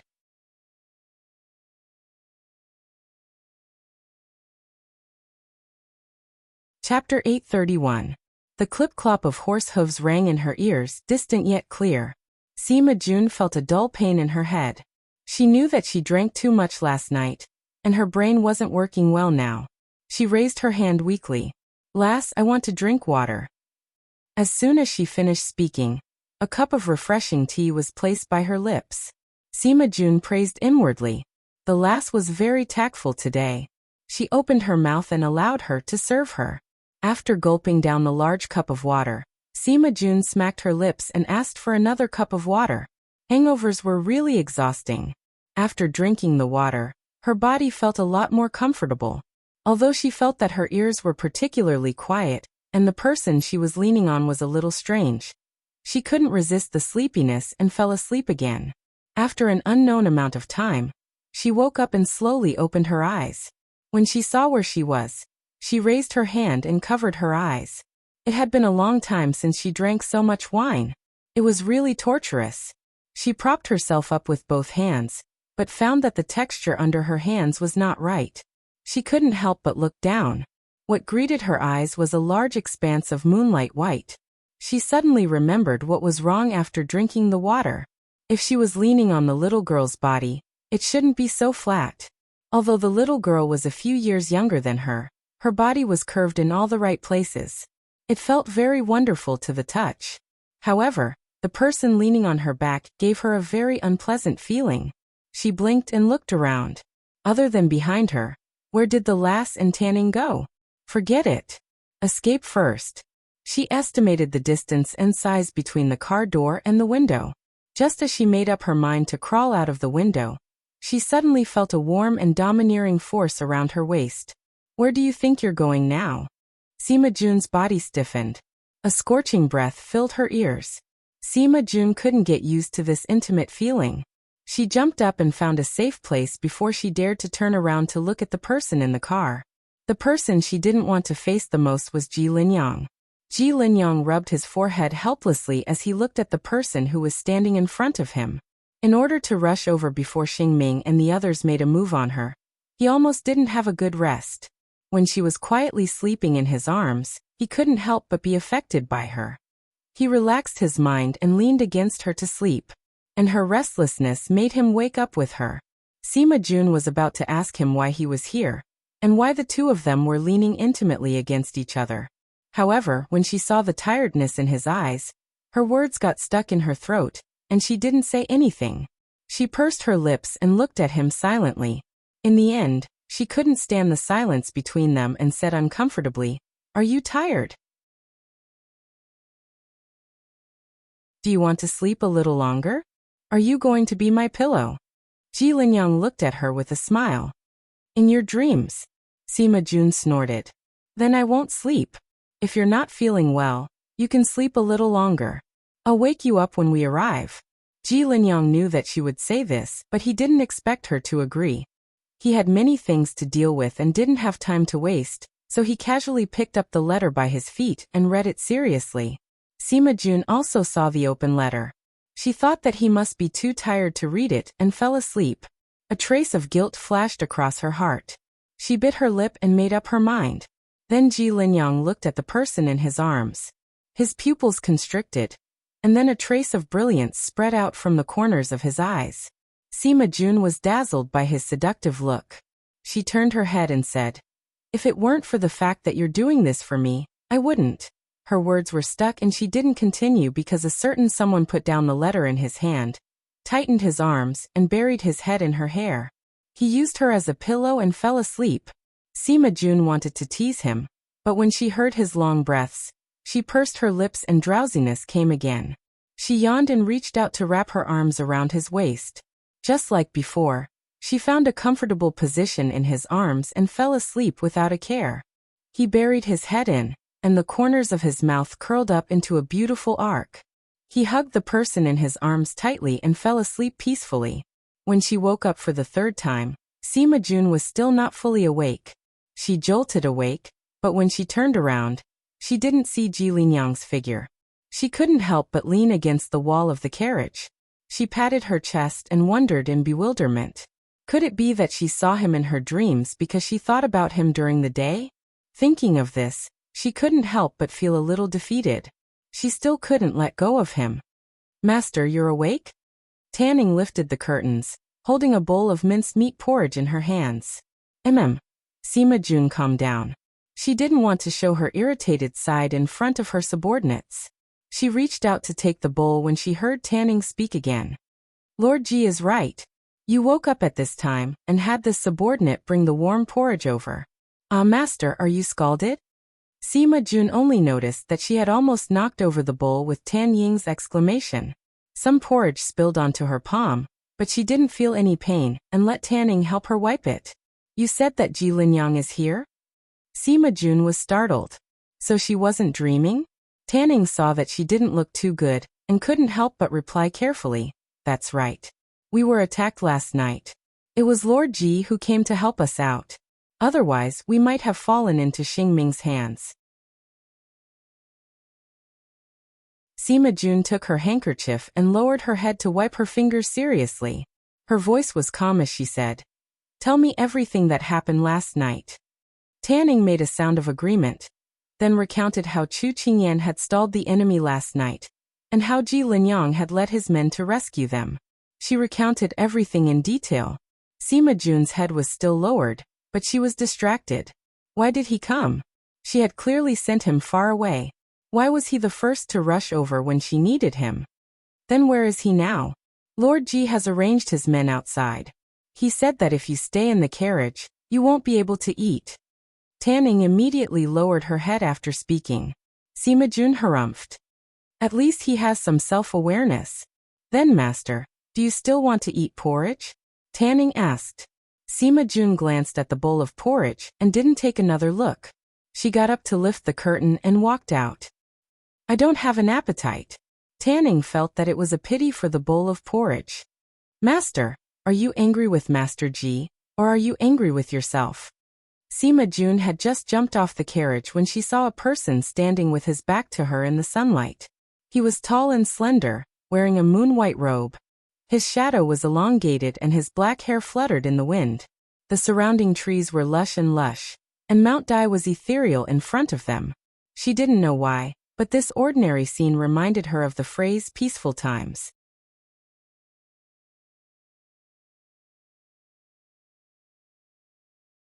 Chapter 832.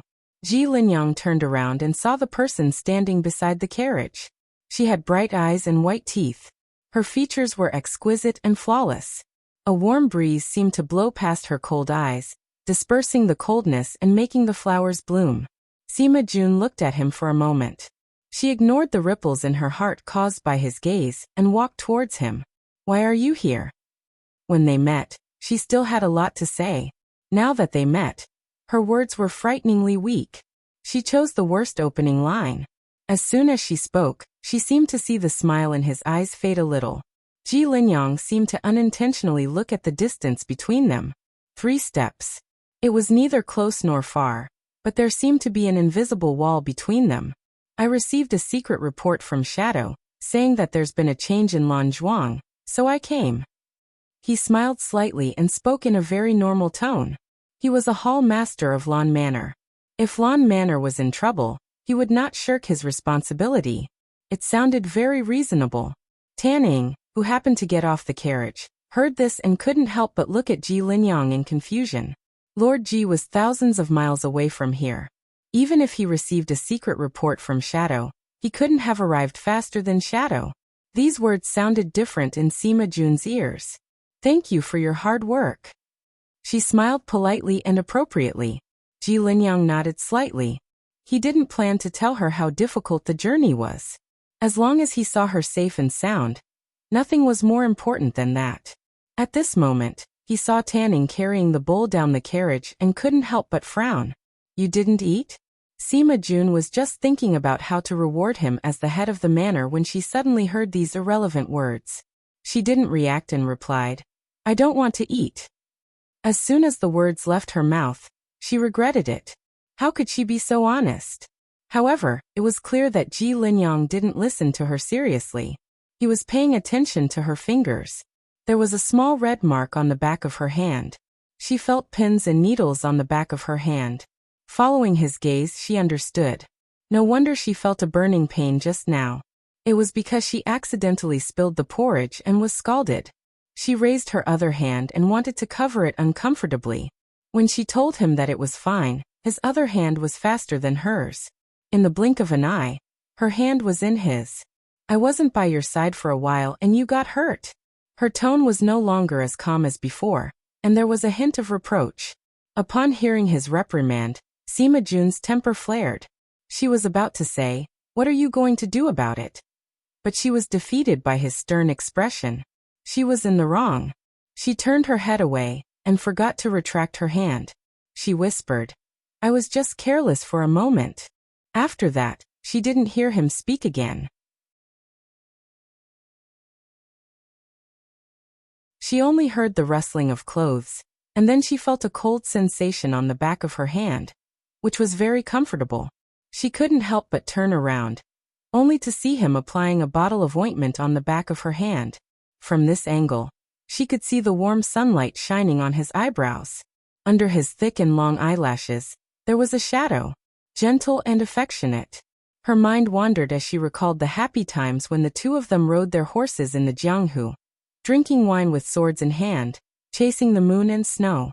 The cold ointment spread on the back of her hand. She came back to her senses, and a clear sentence rang in her ears. My young master has a bright future ahead of him. He gave you 10 years, which is already my master's bottom line. I hope that estate master Sima can keep his promise of 10 years, and let my young master return home.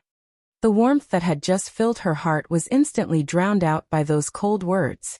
She couldn't help but try to retract her hand, but she couldn't move at all. She narrowed her eyes and said coldly, I can apply the ointment myself. You don't have to be so nice to me. Ji Linyang looked up at her. In that glance, Sima Jun saw her own shadow, as well as his unspoken persistence. Don't move. Just do it quickly. He lowered his gaze and didn't say anything else, treating her injury seriously. It was only a short moment, but Sima Jun felt as if a long time had passed. But when he let go of her wrist, she felt as if it had only been a blink of an eye. It was as if 10 years were very long. But when you looked back, you would find that everything was fleeting. After experiencing it for a long time, memories would come back quickly. If she could always live in her memories, it would be a kind of happiness. Linyang, if this storm is over, you should leave the Lawn Manor. She looked at his back and called out to him. This wasn't the first time she had said this, but every time she said it, she would feel all kinds of emotions in her heart. But she had to force herself to say it. Ji Linyang turned and took a step forward to approach her. He lifted her chin with one hand and exerted a little force with 2 fingers. His voice was terrifyingly deep. You seem to like making decisions for me. Back then, you tried so hard to make me stay, but now you want to send me away so easily. Do you think that I, Ji Linyang, am the kind of person who will come and go at my beck and call? They were so close that their skin was touching. Sima Jun didn't dare to look at him directly. She bit her lip and raised her foot to step on his boot. He dodged and released his hand. Sima Jun took a few steps back. When the distance between them was safe, she suppressed the surging emotions in her heart and raised her eyebrows to look back at him. Lin Yang, the 10-year agreement is up. You're free now, aren't you? Back then, you wanted to leave, but now you're shamelessly trying to stay. What are you thinking? When he said this, he had already turned his back to her. I thought that you knew all along. Ji Linyang didn't turn back. After replying, he continued to walk forward, leaving her with a straight back. He was afraid that if he stayed any longer, he wouldn't be able to control himself and would strangle this fickle woman to death. Sima Jun looked at his back and couldn't help but turn to kick the tree trunk. That bastard. Why, it hurts. She hugged her leg and wanted to cry. Today she had injured her hand and leg. She was drunk. At this moment, Tanning, who had left, came back with a bowl of steaming porridge in her hand. I said that I'm not eating. Sima Jun stood on one leg in grief. Master Ji said that you should be hungry after venting your anger. He asked this servant to heat it up and bring it over. Tanning looked down and replied. Sima Jun rubbed her starving stomach and muttered. How does he know? Tanning heard her muttering to herself and immediately handed her the porridge with a smile. Master Ji was still the one who understood her master's temper. Seeing her master eat awkwardly, Tanning thought for a moment and said, Master, tell me something that will make you happy. What can make me happy now? Sima Jun pursed her lips. However, she didn't want to dampen the girl's spirits. She still said, say it. Tan Ying's wrinkled face instantly broke into a smile. Master, haven't you always wanted to find out about the whereabouts of that Xuexin lipstick? This subordinate just received news that the boss behind that Jiangnan continuation product has been found. Who is it? Sima Jun's hand trembled as she immediately asked. Tanning originally wanted her mistress to make a guess, but seeing how concerned she was, she decided not to keep her in suspense. Smiling, she said, so far away, yet so close. It's Miss Chu Qingyan.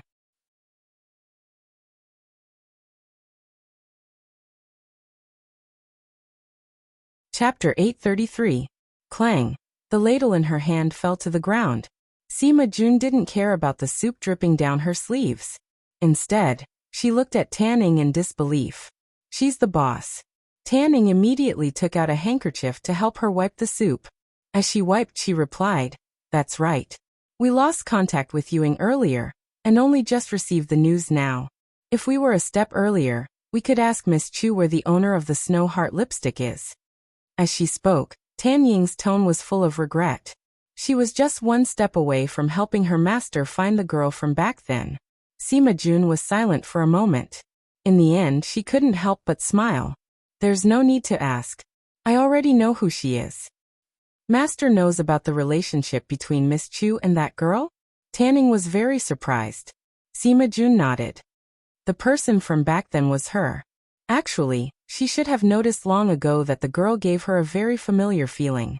However, she couldn't figure out where this sense of familiarity came from. Only now did she understand. Because they came from the same place, there was an inexplicable sense of familiarity. This was a feeling that no one in this era could give her. However, she didn't expect that the girl had already left after the mystery was revealed. Then, Master, do we need to send someone to invite Miss Chu back? Although she didn't know why her master was so persistent in searching, as her trusted aide, Tanning asked. Sima Jun waved her hand. No need. There are people eyeing us covetously now. It's not safe. After this incident, we'll meet again if fate wills it. Back then, if she had shown up to befriend the little girl, perhaps the two of them would have exposed her identity. However, she had never regretted it. Ever since she had transmigrated here, she had believed that this world was predestined. For example, when she didn't know where she would be in the future, she met Ji Linyang. When danger was everywhere, she met the little girl. After resting, the carriage continued on its journey. Sima Jun, who had slept enough, didn't feel sleepy at all. However, Tanning beside her had already dozed off. Sima Jun chewed on a blade of grass as she lay on her side in the carriage. Her mind was replaying the incident at Blue Manor. As she thought about it, she couldn't help but feel irritated. She pulled open the curtains to get some fresh air.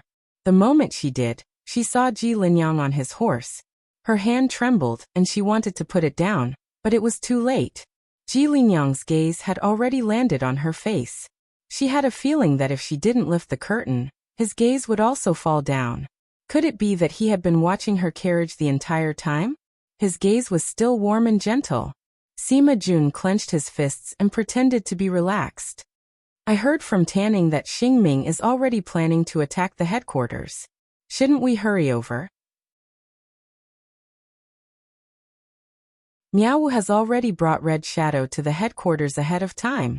We will be able to meet up with Shadow tomorrow. Neither the headquarters nor you will be in any danger. When she spoke, she felt his gaze pause on the back of her hand before moving away. The back of his hand, which had originally been numb, suddenly felt a little hot. She leaned against the car window and raised her eyebrows at him. You make it sound like I'm weak. If I hadn't been drugged, Xingming's men wouldn't have succeeded. Ji Linyang glanced at her indifferently. You clearly know that your status is different, but you still sent Shadow away and dared to wander around with only Shanguang and Tanning. You've been very bold recently. Sima Jun choked. She seemed to have been reprimanded just like that. I have a motive for doing this. She frowned and didn't reveal her intentions. Ji Linyang chuckled, but the smile didn't reach his eyes. You just want to lure out the person who has been secretly meddling in the manor recently. Unfortunately, you didn't expect that person to be Xingming. Moreover, he has a lot of power, so you fell into his trap. Am I right? Sima Jun didn't expect that he would know her like the back of his hand, even though he wasn't at the Blue Manor for the past few months. He could even guess her thoughts so accurately. That's right. When the people we sent out to the manor were killed one after another outside, I suspected that there was a mole in the manor. When our people go out on missions, the time, place, and number of people are all kept secret. Only the insiders know. This time, I came to Jiangnan because I wanted to lure the enemy. That was exactly what Xingming wanted.